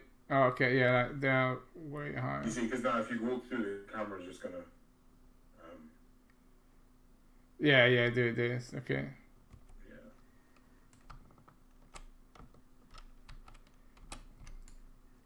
So let's just have a like. Yeah, that should be fun.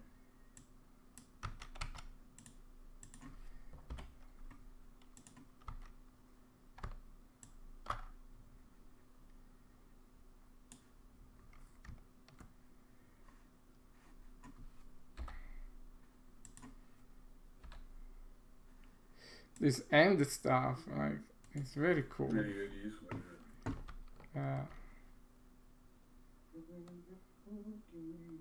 Nice. That's actually very cool, right? It's really cool, isn't it?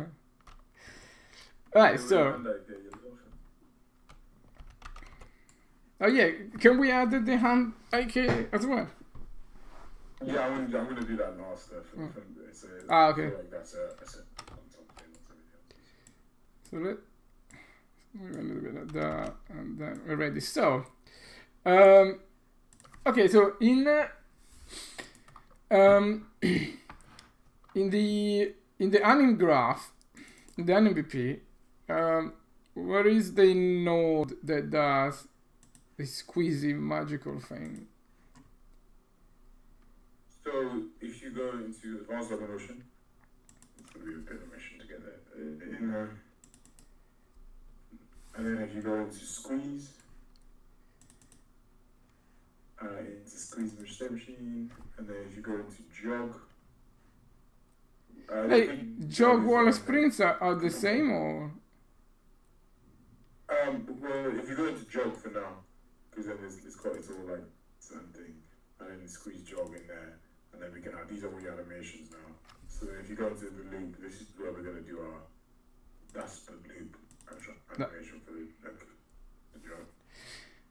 Nice. This is why motion mapping is so much better, because it eliminates this madness, right? Yeah. So, basically, all you have to do is to create a face matching node, like face matching. I'm gonna leave this one here just to that we can check, that we can get. There is only one parameter here in interface. I was trying to find a way to get to get this parameter automatic, but yeah, it's a bit it's a bit tricky. So anyway, the only thing that you have to do is, you need to set the mirror data table if you want to use mirroring, and you always want to use mirroring. But again, this I would be make this automatic in the future. But for now, just choose the mirror data table.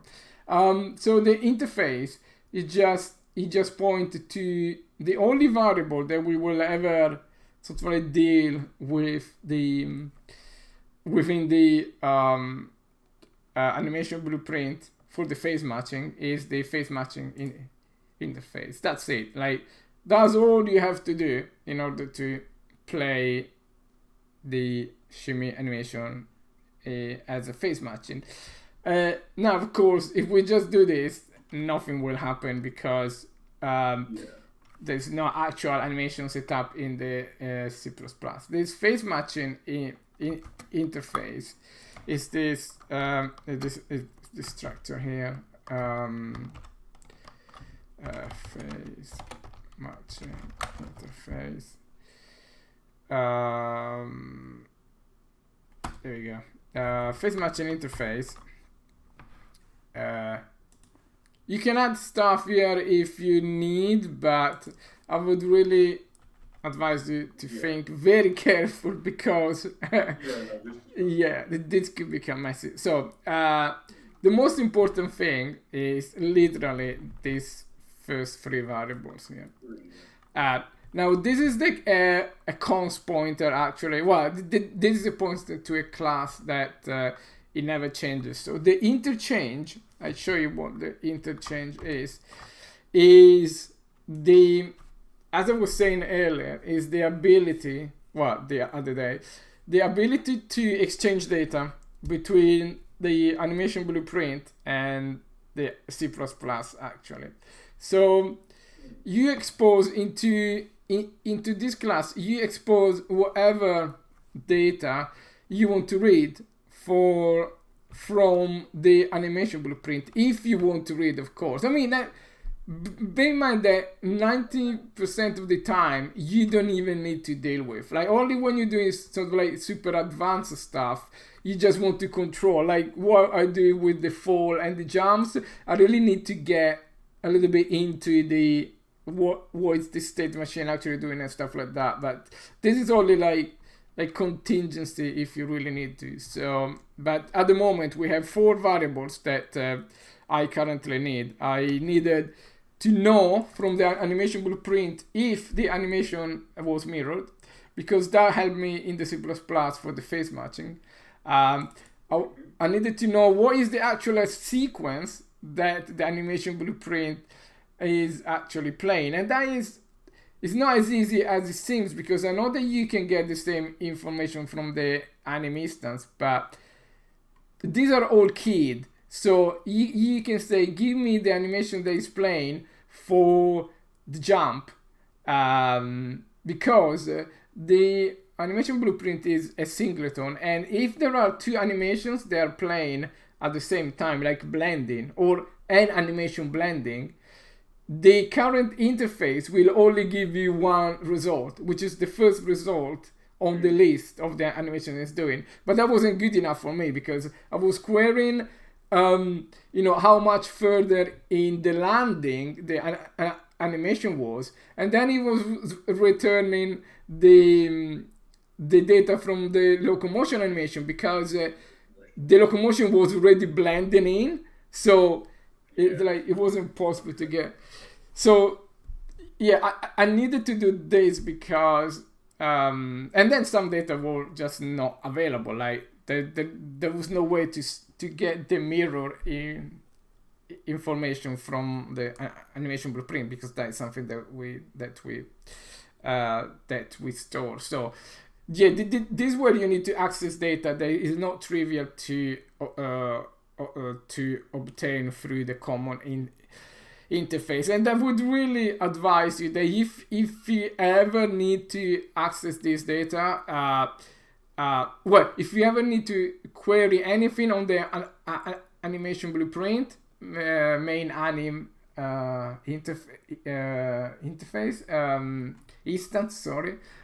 you just use this, because as I said, it gets really buggy when the animations are blending. So here you just get a key, a key value map of, all of the current active animation state machine. So anyway, yeah, just go the mirror, the anim sequence, the current time, like the current, like the positioning time in the animation, and the calculated phase matching or pose matching, if it does pose matching, starting time. For example, I use this to calculate exactly the offset of where I am to where I'm starting my my animation cycle. So like the moment where he finishes blending in from the locomotion into the thing, I need to know exactly that position because I need to calculate all sort of offsets for the jumps and stuff like that. But this list will grow if we need more stuff. But it's exactly the same interface. Basically, it's got like whatever variable you need, and then the key, which is like whatever animation type you're on, and then and the value, right? Yeah, Very cool. the current value. So like that is the interface. So every animation, so every interface that you send through the phase matching node will take this interchange pointer, and it would just feel like I'll show you in the phase matching data, in the phase matching node. Again, you don't want to touch this, but just to this is the actual animation blueprint node. This is actually the C++ class for this guy here, for this K2 node is called this phase matching, and it has got a bunch of functions that to initialize, evaluate, update, blah blah. But depending on what you need to do, I just basically set that interface, like interchange variable. For example, I set if it's mirrored, I set the current offset time here. So like the node, and it does it for each one of these nodes. So you don't have actually to do anything. It will always update this interchange information. So you can always retrieve the interchange information when you need it.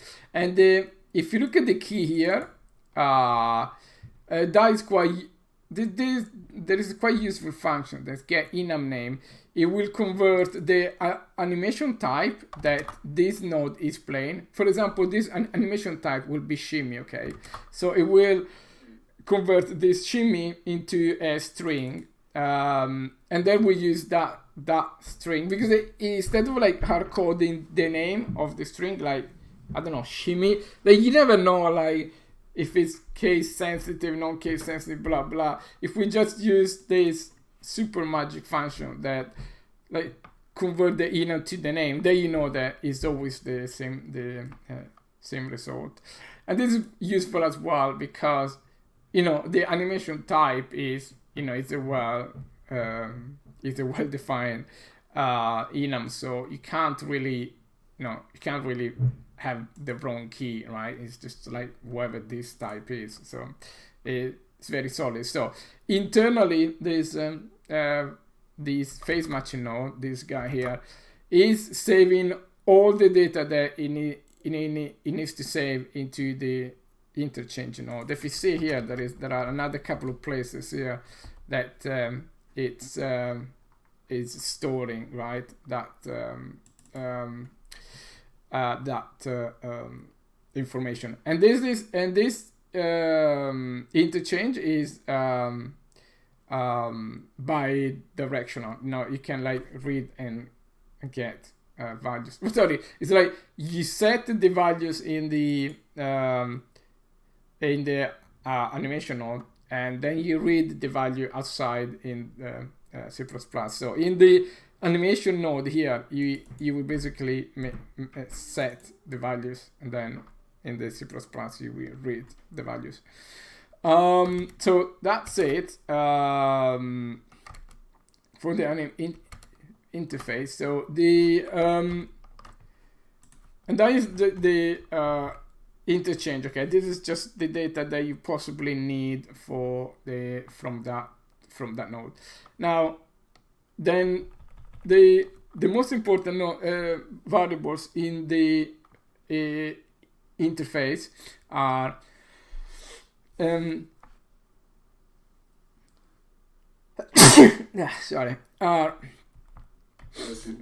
think the animation type and the animation sequence that is actually playing, and this is basically is all boiled down to these two guys here. So basically, this node, you will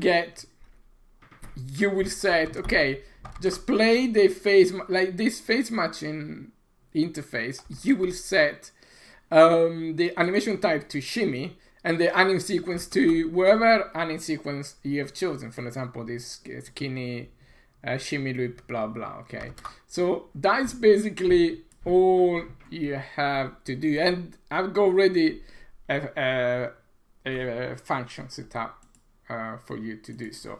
The rest of the stuff is all optional, and again is all more for more advanced use, but you can just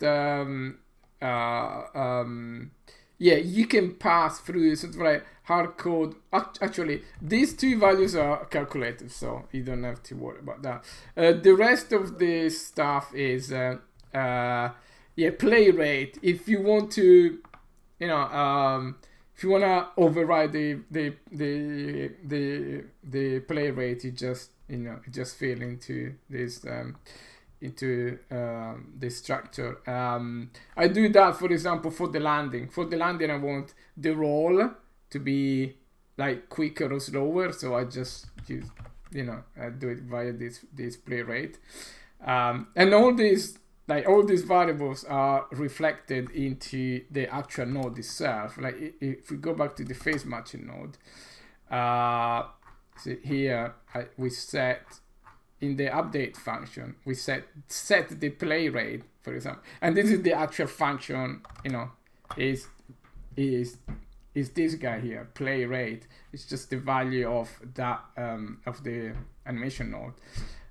So it's gonna be exactly the same as setting here to a value, or you set it here, and of course with the interface, the advantage is that you are in full control. You can change this value every frame. So in this case, in the evaluate thread, I'll just call interface play rate, set the play rate to whoever we want it to be.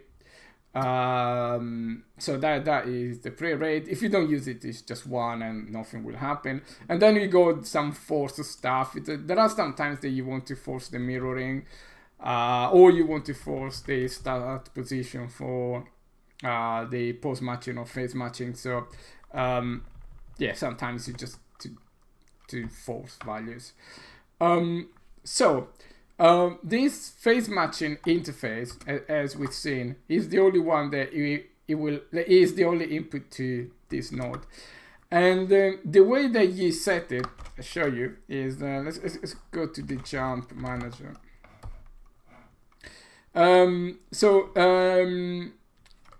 You will just call let's call start. No, it's just falling manager. Start falling. I show you here. This is like quite easy example. I'll show you this bit later to find the right candidates, but after you do all your calculation to find what is the best candidate, you will just call this one function, set phase matching interface, and you will pass an optional play ratio if you wanna change it, and the chosen candidate. Show you here. This function is part of every player manager because it's part of the player manager base, and every manager that derive from player manager base. So you will have this function available on all your managers. So all this thing does is it sets the parameters. It sets up basically this parameter, this phase match interface. It caches some information here. This is like this for now, and then it set. There is only one call here, which is set phase matching interface to the character owner, and this is just fields that class that we just saw. It just fills the anim type, anim sequence, blah blah. So an anim type and anim sequence, basically all they are is the data table row that you've chosen, that you calculated from your like filtering function, and I show you how that is done. Now this is like the key part. If you remember, in our human toolkit here, when you got any animation, let's go to the shimmy animation here. So shimmy animation was we got one shimmy animation here, and it plays like this. So this shimmy animation, has been elaborated with all these parameters, right? This blah blah. So all it did, it did a lot of stuff, but what it did when he elaborated this animation, it wasn't only to spit out this animation, like retarget and everything. He also filled a row in our data table. So if we see here, we should have shimmy loop here, right? So he filled all this row with all this data, right? It's like millions of parameters that he filled here. It just calculated pretty much everything he could calculate, okay? So in the C++, right? In your shimmy, like choose what is the best shimmy animation to play. It will go a little bit like this. Like I've created, like for example, here we are on the falling. Okay, I created a falling dictionary. If you remember, when we added the shimmy variable, we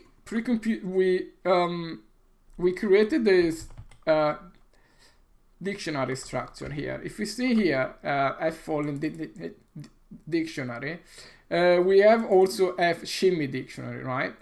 And this is a map of the shimmy type and the whole row. Like F human anim parameters array is an array of this row. Okay, all of these data here.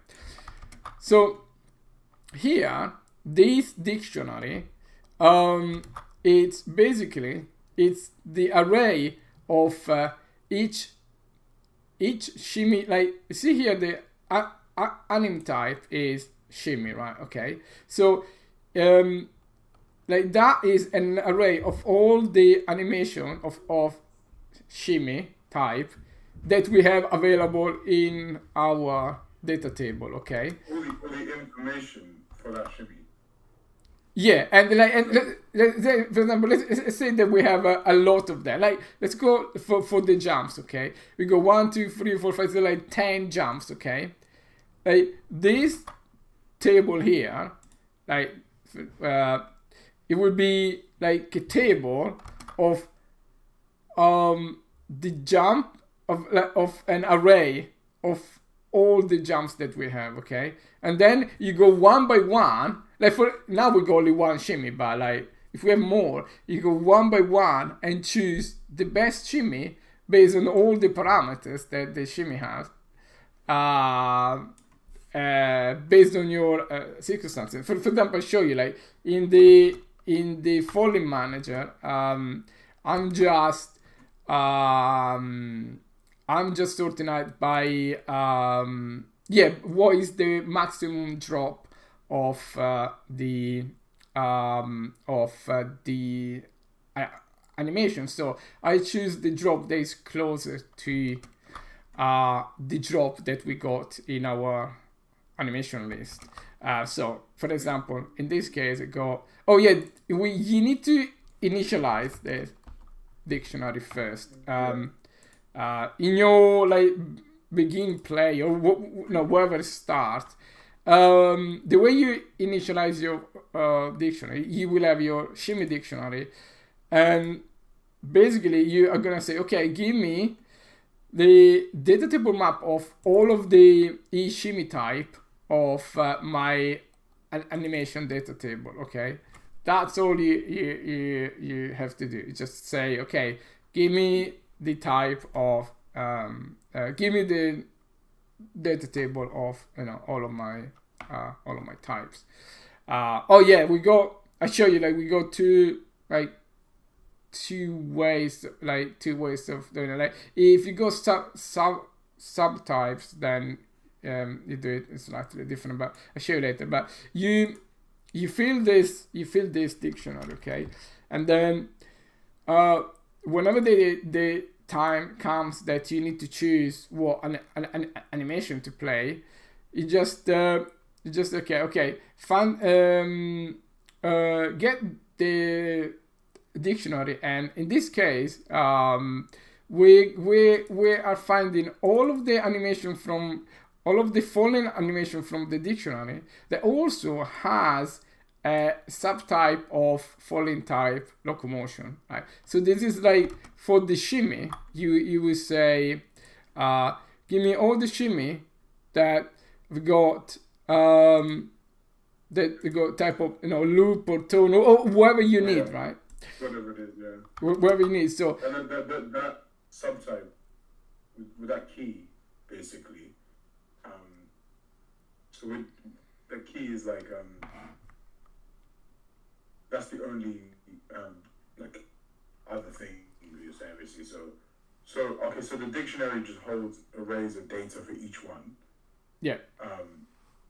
And then each array. So then we were like, okay, then I'll give you an array of arrays of the relative relevant one, and then you iterate through the arrays, being like, okay, find me the best. That's basically our feature vector then, basically. Yes, pretty much, exactly. From motion mapping, like a perspective of it, and then we just go through. I can do whatever logic I want to do in terms of finding out the best one. Yeah. Cool. So in this case, I go, okay, find me all the on the falling animation that I've got the type locomotion, and then it goes through all this list. Let's say, okay, and then it returns these falling candidates, right? It goes into this falling candidates and say, okay, I just want the one with the minimum drop, like with the the difference between the drop in the animation and the actual drop, like that is doing in the game. I just want to find the minimum. I just do this loop. The candidate that he has chosen, it will be the one with the minimum drop. If he's found any of these candidates, so like all these candidates, like all these is just a single row into this event. Yeah. So that's all. I think something similar with that's what I was doing for the montages. So it seems like it's just the same thing. Yes. But now we can handle with all. So basically now all of our shimmy logic is in that centralized data table, So now this find everything that just pulls from there instead. And that way, if I change anything in my data table, I don't have to go in. That makes so much sense. Yeah. The find still works. Like if I change the animation, change the name, whatever, I don't lose a reference. It just this. Yeah, absolutely. Yes. Yeah. Yeah. So we'll do it now for the shimmy. Yeah. So like if we find a candidate within this list, right? Here I just set up a few things and pieces here, but the main thing is that like, once we find the candidate, you just call this function, which set face matching interface. And you see in here, this will save some cache values here in the player manager. But what it will do is basically is to talk to the character owner and set the face match interface. That, as you see, it will just fill all of the parameters. And because you are always passing the same thing, because the beauty of this is like this fhuman anim parameter, as we've seen, is all this row. But all this row contains every information for every animation types. It contains like for the jumps, for the bails, for the landing, the falling, the climb up, the balance, the shimmy, like it's totally redundant, but it's very worth it. Yeah, so it has all of them. Okay. Yeah, so each row is got all of them, and of course the validator will only be the one of the type, right? But yeah. Yeah. But that way we will always have like only one single source of truth, like one single like entry point, and that helps us massively, because if you see here in this face matching node, we are in the shimmy state machine, but here there is nothing that you say, oh, this is a shimmy thing, right? So all you have to do, just point to this face matching interface, because you just copy this node over and over. Yeah, he just literally copied the node all over, and yeah, it will just work, because in like this pointer here, the face matching interface, we will always have updated value to what you are doing. So whenever you want to set the falling or landing or shimmy, whatever, it will always like read from the node that you set. The only drawback is that you cannot set, like, you cannot have two nodes active at the same time, which I think is a good thing. We don't want to have like falling and jumping, active at the same time. I mean, the state machine will blend them, that's no problem, but like conceptually you either have, you are falling or you are landing. You're never like in between, because that always creates super contentious stuff. So yeah, so yes, just one unique entry point, set matching interface, and that's all you have to do. So there's one thing there with that. Sorry. Just one thing with that. So parameters that each one has.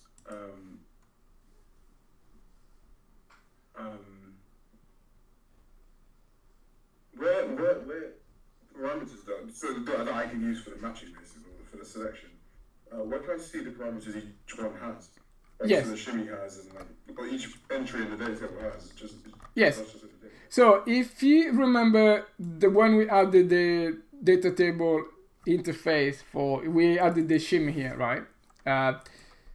All the parameters are in this class fhuman anim parameters, right? So this is all the data that you would possibly need. So this is like a single row, okay? And if you see here, every single row go jumps, blah, blah, blah, and at the end you go shimmy, right?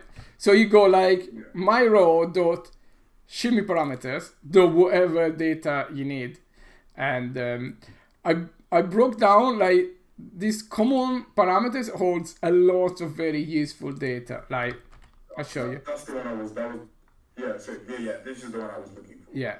The one guy is go the enter velocity, exit, blah blah, take off, landing. Well, feel free to add stuff if you need it here, but be careful because he adds stuff quickly, right? So you don't want to add stuff that not necessarily. But yeah, the common parameters are basically a sort of like a recap of all of our you see these curves here? They go like, I don't know, the pelvis, like they're like a recap of like what is the maximum height, the minimum, the velocity, blah blah. So we can add stuff to that. If it's global, like if it's global and it's and it's common through all of the animation, you basically add it here. Like pretty much every animation has an enter velocity and an exit velocity. So just and like even the takeoff keyframe and the landing keyframe, pretty much every animation has a high and a low. So this is basically saying what are the two extremes of the high and low of the animation. Of course, for a shimmy loop, you don't care about this, but they're still gonna be correctly calculated because actually if we see in the data, like for the shimmy, like if you look at the common parameters, enter velocity, exit velocity, like takeoff keyframe, it's given. Now it chosen the 327 was the one with the highest drop, something like that. So that's what I was really curious about, because there's some parameters that I'm thinking that might sort of something like rotation and stuff, like how much you rotate during the thing and stuff like that. That I might for some stuff. Say for example, like the turns. If I might want to know how much you rotate in the turn, and then match that closest to the like the turn value like that you want to do in that given time, if that makes sense. Yeah, so like if that value could be useful in any other animation, then use in the common one. If that is like specifically for the shimmy, then go to the shimmy parameters, right? You go to the shimmy parameters and then here. So like you choose the granularity of your data, and again, to access the shimmy parameters, it's exactly the same as you access the common parameter. They're gonna be here, like somewhere down the line here. They're gonna be actually you can see better in the main class. So in the main class, you see. And it just be like arrow shimmy parameter. Yeah. It's gonna be arrow common parameter for the common, or you see like arrow shimmy parameters for the shimmy. No, well, it might, because that seems quite specific. I mean, some of them might be, some of that might be replicated turning wise for a lot of them. So I think maybe the turning or whatever would be added in, and then that calculation is in that calculation stuff that I have to add into the elaborating. Yeah, exactly. So if you go into the animation cutter, and like if you need to, there is a you can choose where you could do your calculation. You can do it as a custom pass before retargeting, or if you need it after he has done the retargeting, you do the custom pass after retargeting, and you just basically save the parameters in there. I'm gonna, when you need to do it, I'm gonna help you the first time. It's just gonna be easier to just. For now, really, I think that's a later down the line thing. I think it's really funny having seen one turn basically. So in that scenario, realistically, it's just a case of what's it called? It's turning one way. So if you're walking forward, you turn that way. It doesn't as it gets more complicated, then I'll have different turns, and then the matching can become more complicated. But I think with simple turn, it's just like I'm only having technically like 2 animations for each one, like 1 turn and then 1 loop. So that seems fine. Yeah. And then one stop, like so. Because we're just doing it a bit more fine grained, but it's good to know because that means that we can make it far more. Well, I mean, already this makes it way more scalable than just an anim graph. Yeah, exactly. Yeah, you could potentially do a little bit of a state machine, like, the anim graph state machine, like, you could potentially do it. I do it in the jump code, like in the jump manager. Like if you look at the jump animations, like so like for example this one, I had a couple of notifiers here that I used to like to basically do a mini state machine. Like you do like, okay, here you are taking off. Just do all you need to do for the takeoff. Here is where you are at the top. Here is when you are landing. Here is when you're blending out. Like, there are a few ways that you could potentially do that. But I think it's just a lot more like powerful. Like now it gives us access to, just in this way alone, each state can have way more animations played without having to have a crappy blend poses by thingy or whatever. Yeah, exactly, yeah. That was just madness. And because like the thing that is a bit tricky, like every time you do a re-elaborate an animation on our human toolkit, the problem with retargeting, because we always start from the mockup data, and the retargeting always creates a new animation. You cannot override the current one. So if you do elaborate again, this pointer here, shimmy loop blah blah, it will be gone. You see, like here, there is a long number at the end. That is the timestamp. That is like seconds after 1st of January 1970, and this will change every time. And I did this because when he created the new animation, if the name was clashing, it would just, there was like, it was super messy. So unless you do more than one animation every second, this name will always change. But like, if you have any odd reference in the code, this would just be not valid, and it would just be a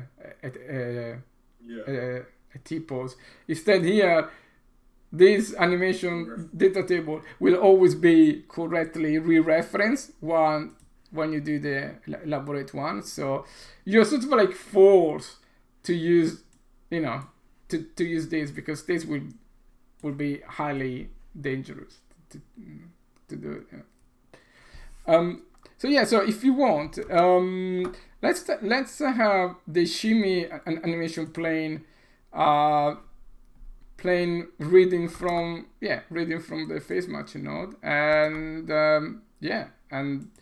and then off you go. I'm gonna grab a glass of water. Then be back in 2 minutes. Sweet.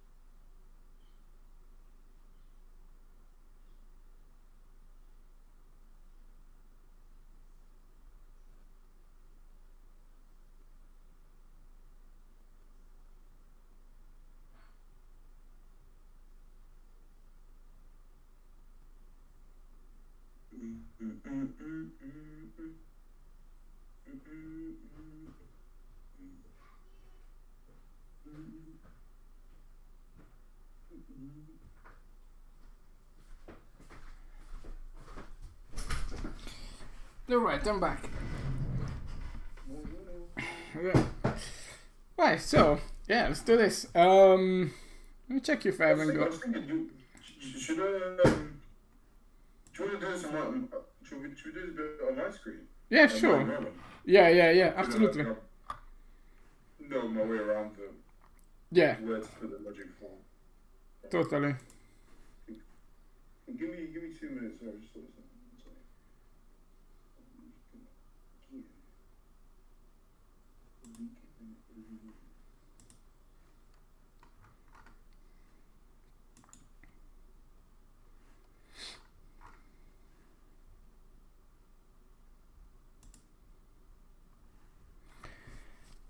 I think last couple of days the streams have been like disaster. We got like pretty much zero viewers for most of the stream. We need to get back. I think you just guess like that. I think you just I think you just need to one of those days. go for it. Yeah, just like keep going until the algorithm turns again.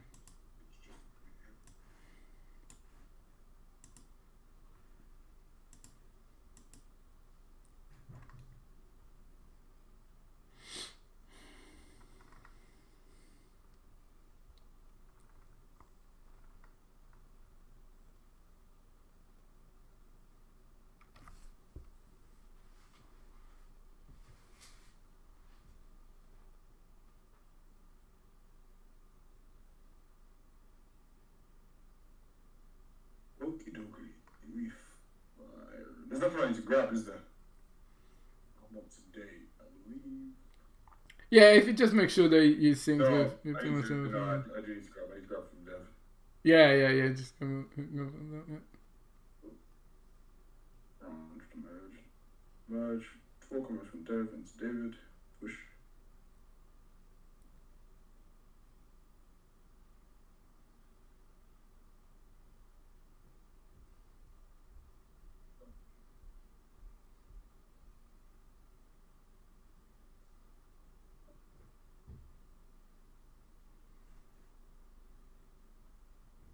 This is cool. I'm excited because once we get this, just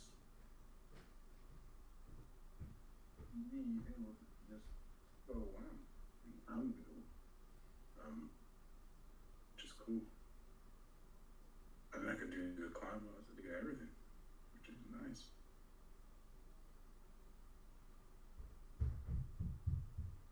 Oh yeah, we need to see how we did with the anime montages.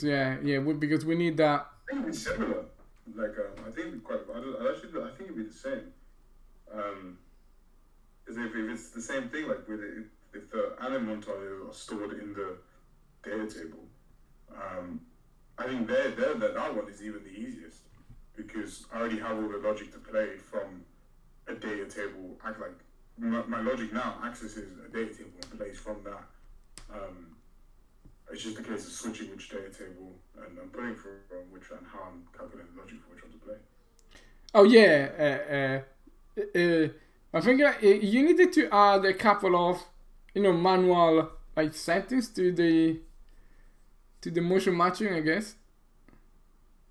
Yeah, it's how do we? The motion warping. It's morphing. Yeah, sorry. Yeah, how do we actually? Yeah. I see. Like we need to add a couple manually into the anime montage itself. I see. Yeah, because you cannot add it after it's been elaborated because otherwise we go again the same problem. Like But I can't modify that file. Yeah, I think we will just have. If I re-elaborate, it just messes it up, doesn't it? Yeah. I think we will just do it as the input. Like we will just choose, a time. Yeah. I see. Yeah, we choose like a time for that stuff. Okay. Exactly. Yeah. That's cool. Okay, let's let me. I mean, we can do that last. I mean, if we'll get this working, then I could just do today again all the balancing and all that stuff done. And then once that's done, we can do that. Yeah, let's do it last. What is this?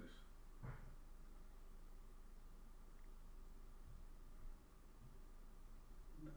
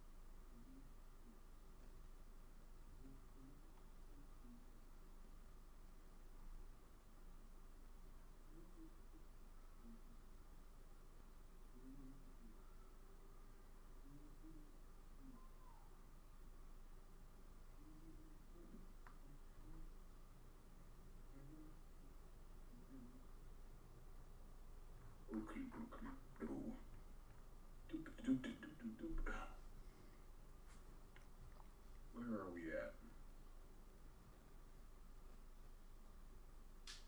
Hey, let's do it. So in here now. Well, first of all, let me add the note.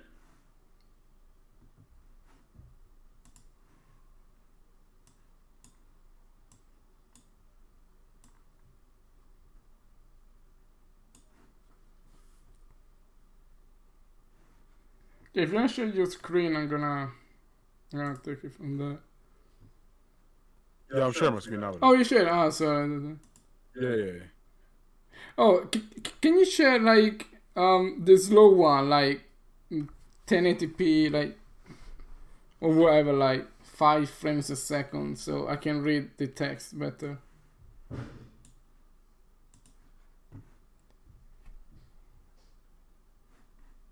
Oh, I didn't have Nitro.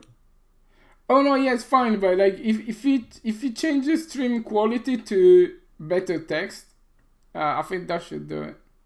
Oh, okay. Where do you? Let me see here. Hold on, let me. If you go like, yeah, there is a way to actually do it while you're streaming, but I always get confused about that.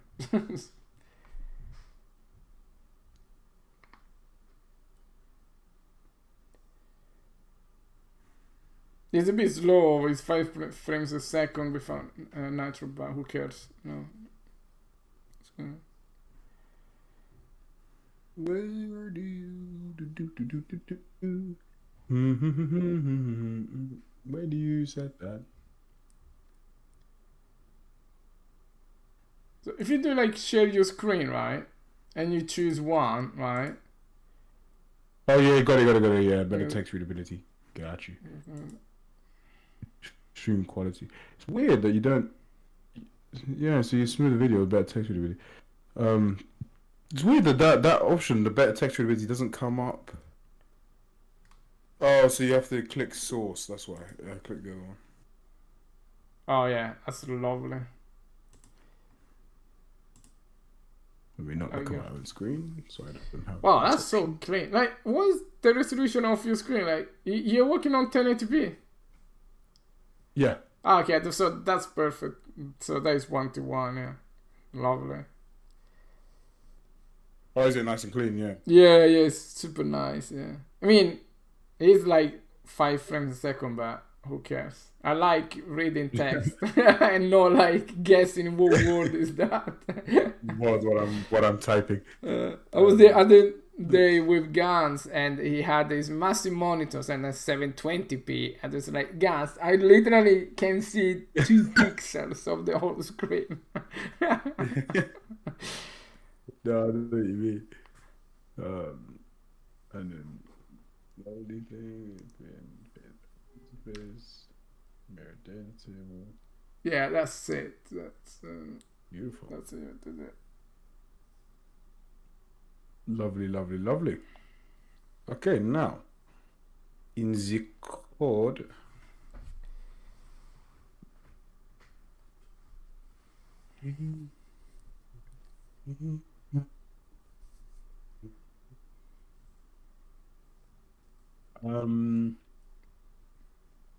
That's kind of stuff we don't care about that. So here we check for advanced locomotion. If we're not falling, then we say, oh, do this, do this. So here I say I set my advanced locomotion type to whichever one that I care about. Yeah, sorry, what is this? Where are you in this function at the moment? So here, this is where I set. So after I do my checks to check which one I'm doing, whether or not I'm squeezing or balancing or shifting left to right, whatever it is. I then here now I set the parameter for my advanced locomotion. And then what then actually happens is here. I then set this here, which then this updates it. So then I now set my new parameter based on this. Yeah. So so if you want to start with the shimmy one, I think like then later on this code will all disappear into, you know, like multiple of those filtering functions, right? So here, like let's just do it like slowly for now. If you say you can do it like both ways, but I would do here if advanced locomotion parameters is shimmy, then let's just filter it, right? Yeah. One thing that's also, because this gets updated every frame, I'm guessing we don't want to cool. Yeah, exactly. Do we want to cool that? We don't want to set the phase interface every single frame, right? Yes, I mean, there's no harm in doing that, but it's better if. Because I'm guessing it's gonna. Oh, I mean, well, is there? I guess that's just set in the animation to play. Yeah. It's not really wrong to do it every frame, but it's just that it could have side effects. I mean, you can set it every frame if you like. Is there a case in which you don't have to do anything in the advanced locomotion manager, like set nothing? What do you mean? Like when you like did you set every frame, right? But if you're not in any of those states, like shimmy or bailing or whatever, what is this advanced locomotion? Actually, what is this variable? What is advanced locomotion parameters? What does this? This basically just holds the type of. It's literally just I've just kept it as a functor for now. Yeah. But it's literally just a variable to hold the advanced locomotion type that you're currently in. Okay. So you could be on null, so that means you're not in one. So there could be a variable, but I kept it as a parameter because I might add more like data to it later. Like, okay. In that case, that is correct. Then, if you just, if you just do. We can always just do it. I can always just do a check to check if like the parameter has changed. If so, then do the update of the animation. I think for now, if we just do it looping, it should be right. No? Yeah. Let's just do let's just do like if advanced motion parameter is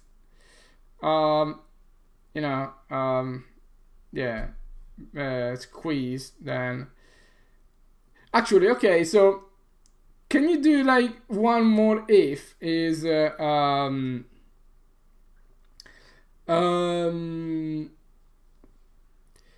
can you do if advanced is equal none, like if there are no types, then I have a function to reset the interface. So that could work. So I can just do that as like, because I'll do like a check of each one. Yeah, actually. Right. Because I was thinking doing it like this. If we did like this,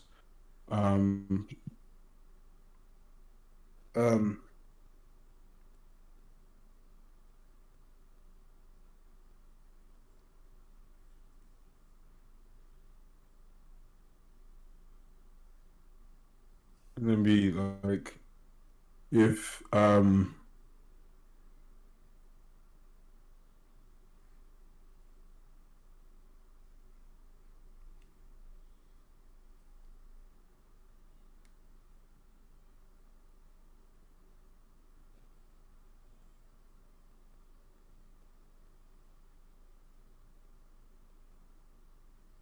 so like if the type I get back from my thing isn't the same as the type that I'm currently in, then I can now do all this stuff here.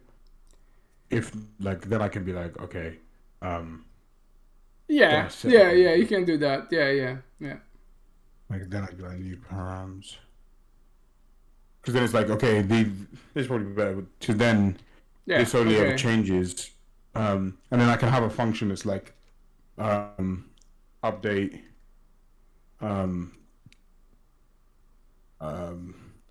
update phase match interface, like a function that does that, and then and then I just pass it the params, the whatever, or like advanced locomotion params or whatever it is.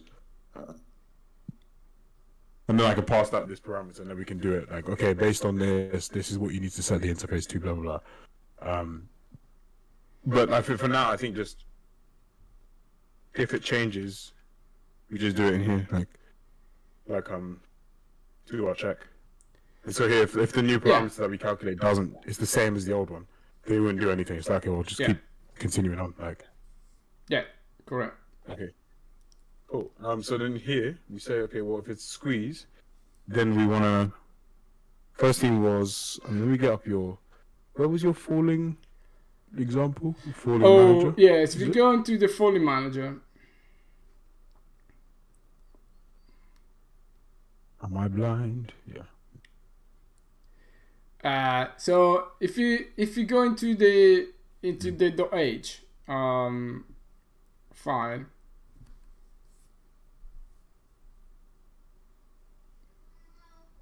Oh, we got an hotkey to switch between H and C++. Like, it's super useful. I need to add one then. That's here. I need to add a load of macros for a load of things. Yeah. So yeah, if you copy the falling dictionary, it's basically gonna be the same stuff for yeah. And we call it the shimmy dictionary in this manager. This is derived from the player manager base, right? This is that manager. Yeah, it has to, right? Yeah. Correct. Perfect. Now, so okay, if you go into it's called a shimmy dictionary, and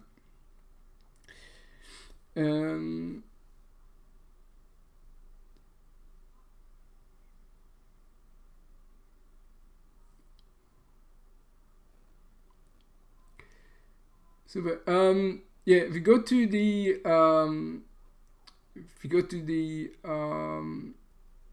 to the begin play, just copy,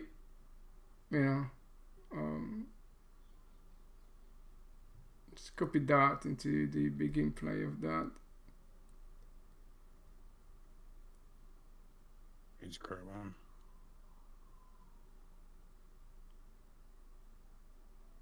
Oh no. You should already have it, right? Oh, you don't have it in yours? Oh, okay. No.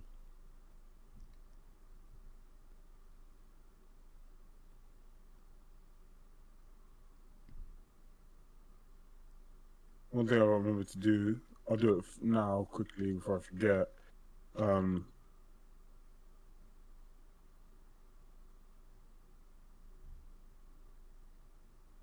Before I forget.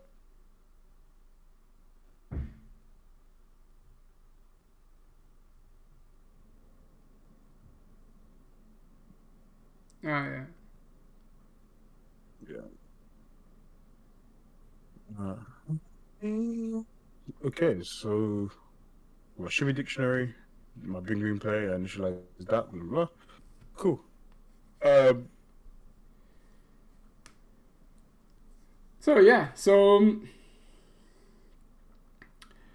it's now done. So if the new parameters is squeezy, then what I would suggest is just for now, right? Get just the first. Can you find folding dictionary dot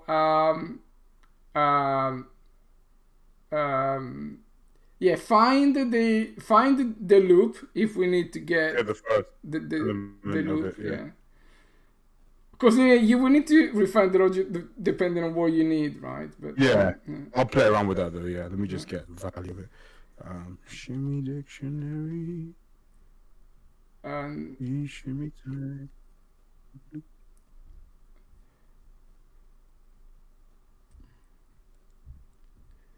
And then I think that it's something like shimmy array. It's like it's an array. Yeah. Oh, I guess that. Oh, we got the shimmy as the squeeze, right? Okay. Yeah, I need to add a new type as squeeze. Or maybe like the squeeze is a subtype of the shimmy. I don't know. Like, yeah, maybe. They're really similar. That's the thing. Like, but they are a bit different. Because squeeze sometimes goes forward as well. Shimmies are very sidewaysy. Okay. I need to add that to the actual the actual Atom Cutter thing. But I remember how we did that, so I'll do that separately. So can you check if this is if you found any first? Yeah. So if squeeze candidates. If we find one, then can you do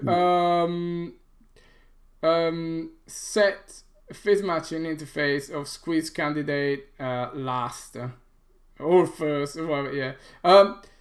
On this one, can you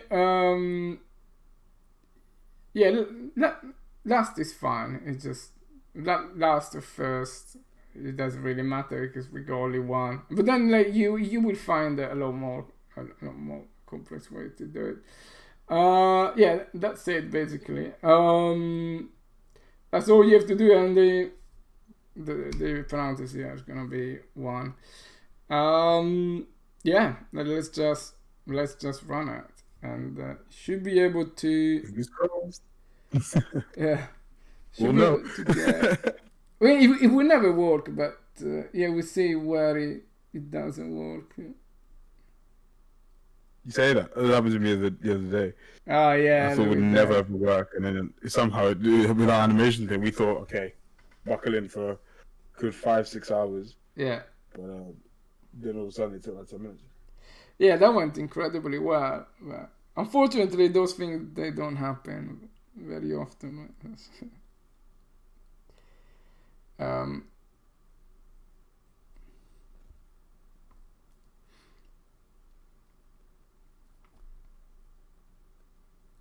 I'm thinking if it's worth, now that I'm seeing this, I'm thinking if it's worth to add the phase matching interface as a map. As a map. Let's see. Oh, we didn't save our MVP. Probably we need to. Oh, mother. We need to redo it. Sorry, the wrong thought.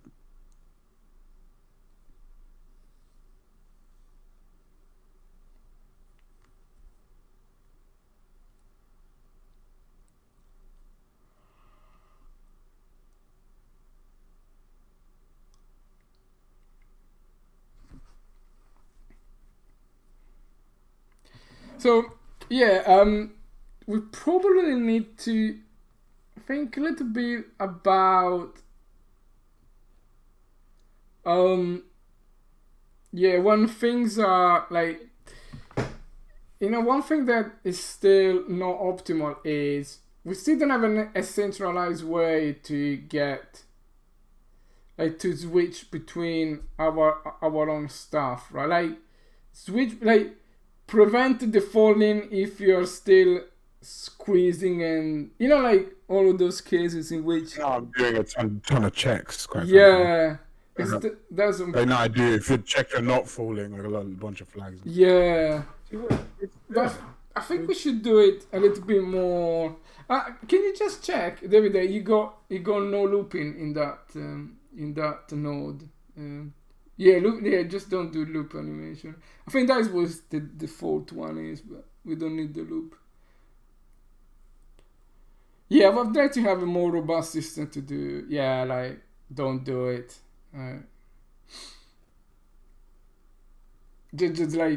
Just manage all those states in a more sensible way. Oh, look at that! Is it working? Yeah. Yeah. Literally. We make sure that I don't trust anyone these days. Yeah, just remove the node and then let's see if it does. Yeah, if it goes T-pose. Dun, dun, dun, dun, dun, dun, dun, dun, And now it works T-pose, anyway, please. right? Please T-pose. Yeah. Nice. And you said it wouldn't work. Well, I mean, maybe that is our new strategy, right? I'm just saying. I've never worked. And so that's actually, and this works fine because this is only set once. Then it's just set once the thing goes into it. Yeah. And we don't. Yeah, exactly.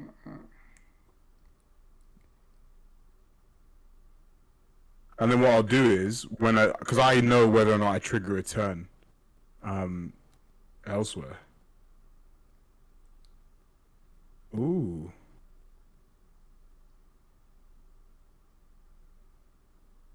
That is actually super cool, but probably not the one that you want. Works well. It's not what I was trying to, because I'm going between the walk one and then the. Ooh, it mirrored it. Oh, so it was actually mirroring the thing. That is very interesting. Oh yeah, so like this is like fully fledged pose matching mirror. Like this is like That's so cool. This is that shit. Yeah. This is like You climb up and run. And then jump across onto the same thing. Fall. Just roll in the gap. Shimmy out. Run. Jump to the beam.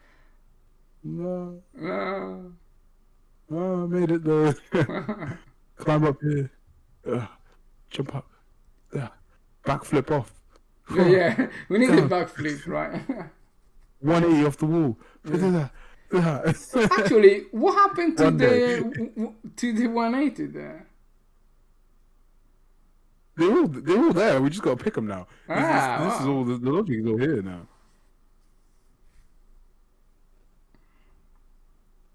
That fallenness are so much better. It's so nice. No. Yeah, I can see at 5 frames a second, but it looks good. That is so cool. How did you do that? It's balancing. It's because of this. Like, if you look at the. Oh. It's because it's because this goes into the ground. So technically, this makes a void. So it should be really like. Right. Like no, but just like if you keep that, I think okay. Like that is like interesting because I like the fact that he's very cautious about jumping off a ledge. Right. That is so interesting. Yeah. This feels so cool.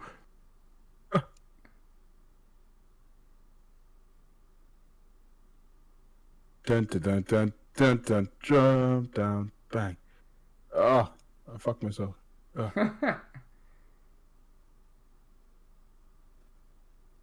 Back up. Huh? Yeah, that is so cool. To be honest, it's quite impressive. Never.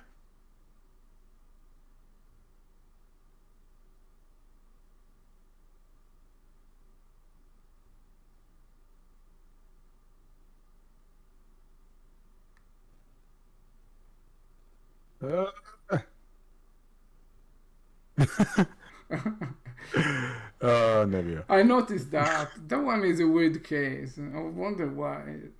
But yeah, wow. That's cool. It's really cool. Yeah. And like, that's awesome. So yeah, so it worked.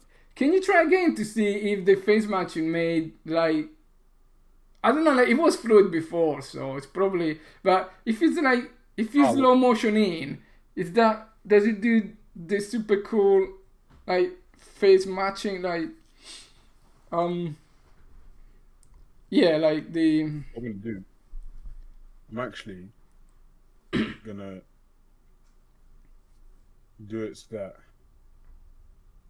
let me add this same node here.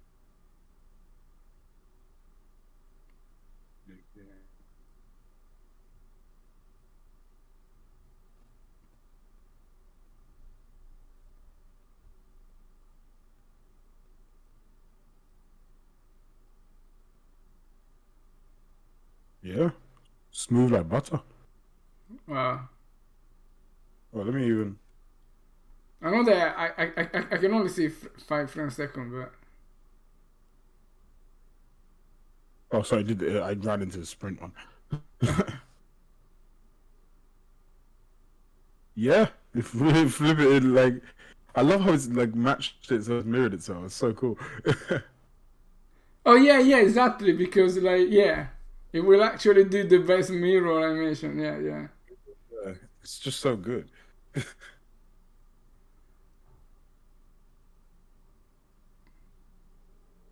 Oh, could that create a problem when for the shimmy, like we cannot choose anymore if you are facing against or of the wall, because it depends on how you enter, which is maybe even more correct. Maybe that even fixes that problem, right? Ah. Because depending on what angle you are entering, the face matching will always choose the shortest route, right? So if you're entering with the face, like looking at the wall, it will just prevent the animation there, right? Yeah. I see, yeah. Well, it depends, because it might mirror the... See, why is it stopping?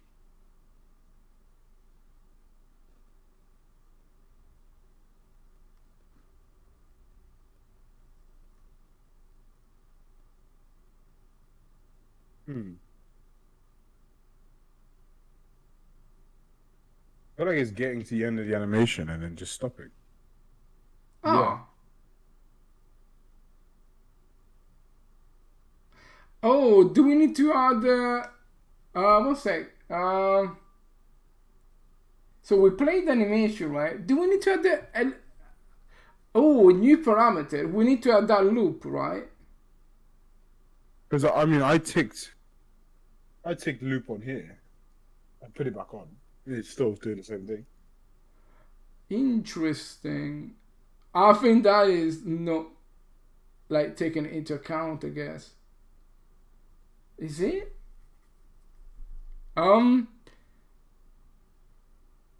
If you go into the if you open the file that says anim node face matching, we're gonna add that as a parameter, but for now,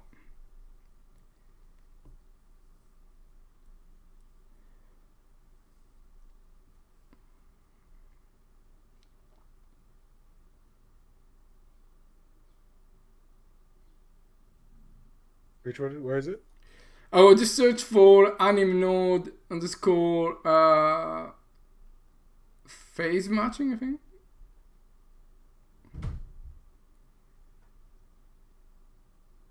Yeah, that one.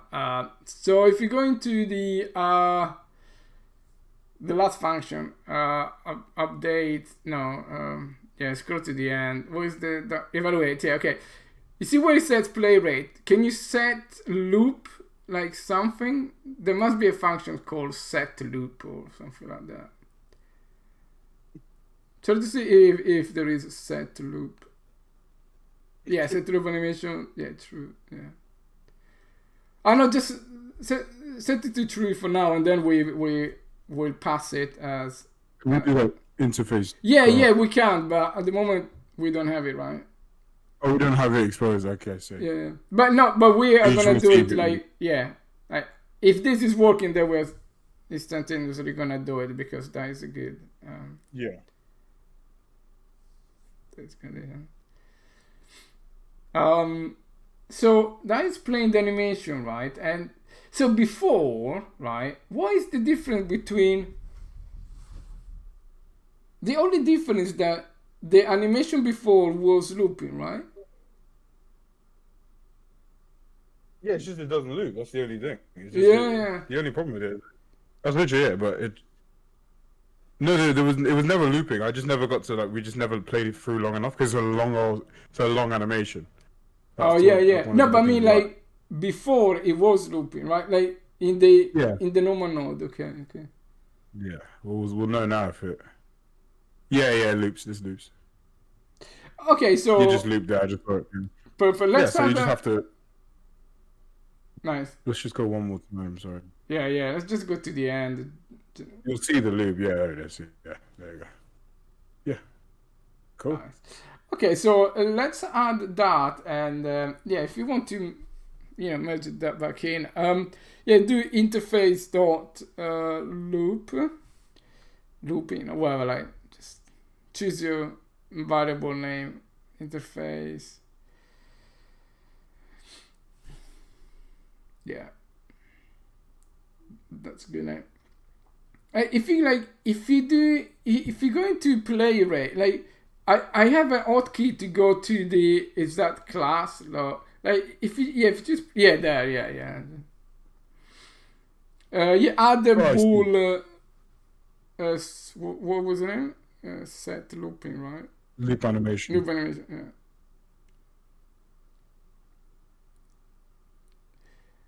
Should we do like force? Because it sees force mirror. Should we do like force loop or something? No, I don't know if it's I feel like that's just an actual. Yeah, I think just loop. Yeah. No, that's just a variable. Yeah. Should we just initialize it to true? No, because then it will loop. Oh, actually, it will loop everything. Yeah. I think the common case is where you just like for the jumps, for the fall, for the thing. The turning, everything like that. They turn everything, they're not looping. So can you add one parameter into, when we set phase matching interface, that one, okay. Can you go into that function and add a parameter, const bool, exactly that. And basically work out what we're broken and,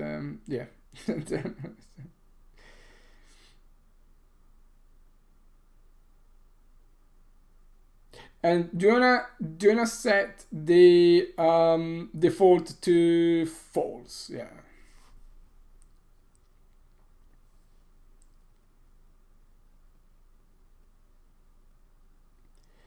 All right, nice. Do you wanna you go to the see character owner set a matching interface. You know what? Can we detect if it loops from the animation type, though?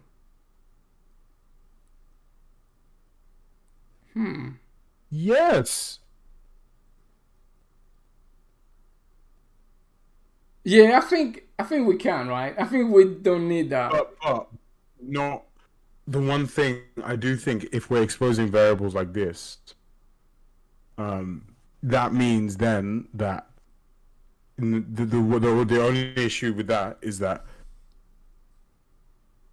in like theoretically it makes sense, but I do think maybe exposing it as like an optional as a parameter rather than like a check thing, it might be better because it means then the logic for the type of thing in the thing is strictly required to be like if your loop. So like, say if you had like you wanted it to be a loop, or you had different types of stuff that might loop. So you had like, say I had a different anim type of like, I don't know, like at the moment we have loop, turn, whatever it is. But if that became more complicated, or like anything that beyond that. So it was like, I don't know. We didn't use the word loop or whatever it would be. Maybe the type wouldn't to the parameter that we want to add in. I feel like it seems a bit more stable having just like an actual flag that we turn on yes or no. That. Yeah, I mean, but I think I guess it depends. It depends if in the anim cutter we're even gonna if we know the type is always gonna be loop, turn, start, or stop, then I guess maybe.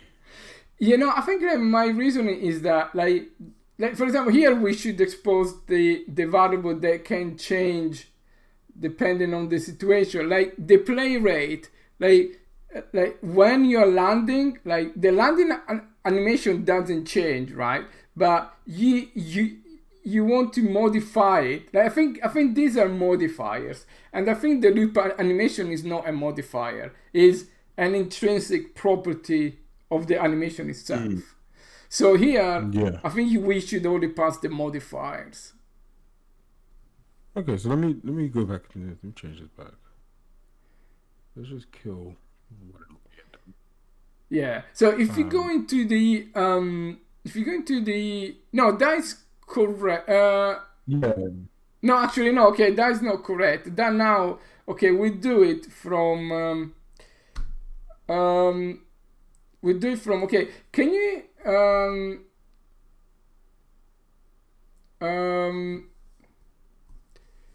we need to find the common ground, right? What is the okay, can you go into that interface and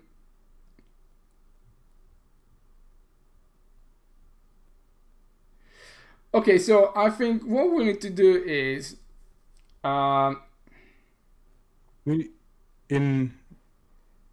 we do the set phase matching thing? In the anim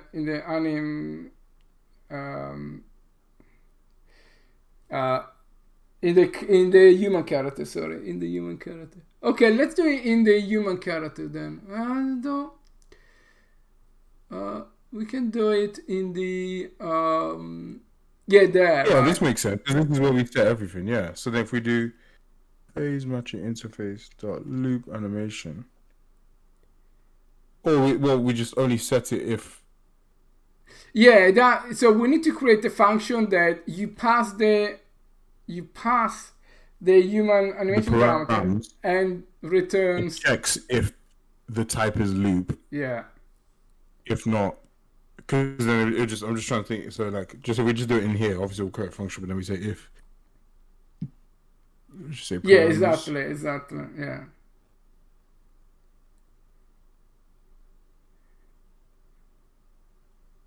Yeah, if you do anim type is equal shimmy and shimmy parameters are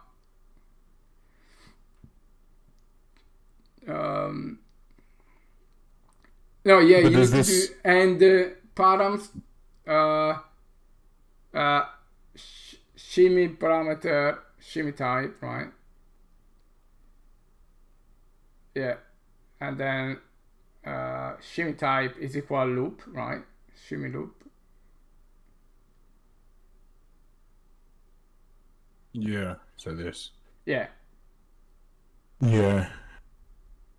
So that looping is yes, right? Basically. Yeah, and therefore then you want to loop. Yeah. I see. Yeah. So we have to make a function that checks this. Yeah, that one needs to be a function, yeah, because we have multiple of those, right? No, I think like just do. Yeah, no, I think you need to set it every time, right? You need to set it to either true or false, right? So. Oh, I see. Yeah. So just create that like as a bool. Yeah, exactly. Yeah. Yeah, that one. Yeah. I'm gonna just do this. I get weird stingy sometimes, like with my. I don't know. Sometimes like I don't know. It does weird stuff. I know this can't return a true or false, so it would do this, but I get weird value sometimes when I do so. But just for verbosity or whatever you want to call it. Okay, I mean now if we're shimmying, then we should loop it. Yeah. We didn't, and we say that to loop animation. Yeah. Yeah. Okay. So that should work. Yeah. We save everything. So we only need to really create the correct place to have to that function, right? And that's it. But this is a pretty good case that we didn't have before, and yeah, that's a good. I mean, that's a good spot to be fair. A good thing we found that. Yeah. So play rate, loop, and the start position is dictated by the phase matching anyway. But like controlling those two free variables are pretty much all you need to do any animation matching that you would really can think of. Because then it's all down to the blending, right? Yeah, literally. Yeah, it is. Oh, actually, do you use inertialization blending? No, I use standard on those notes. Try inertialization blending. Like the phase matching node, so you will see they sort of require inertialization because it saves, like, the way he calculates the phase, it takes into account the velocity of the bones and stuff like that. So if it's not inertialized, it's gonna be I mean, from slow animation you're never gonna notice, right? But for the fast one, you are gonna notice that it's yeah.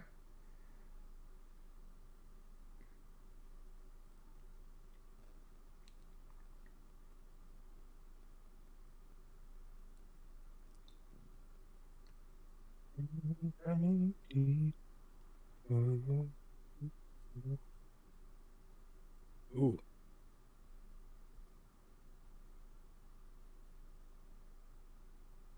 I see. It's quite nice. I mean, it's weird because I always found some weird behavior with inertialization. Yeah, they do. If you have inertialization is very bad if you're blending very different poses. That is like, it does all that weird stuff. Like there. No, like there it was pretty bad. But it's because the idol's quite crazy.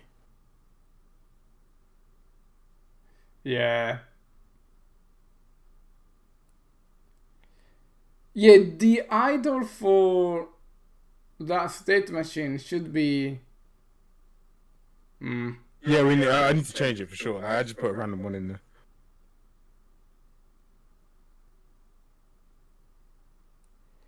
Yeah, I cannot see it, but like, is it worse than before with? Yeah, I think it's worse. I don't think it's as good as it now. Okay, then I'll just bring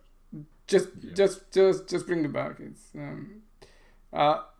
after we have all of the correct animation, it's probably gonna be worth it. But... Yeah, cool.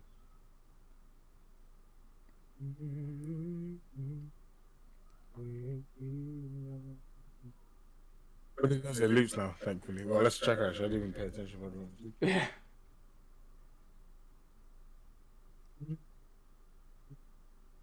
Oh, don't do this to me. I need to fix the camera. I will fix the camera at some point.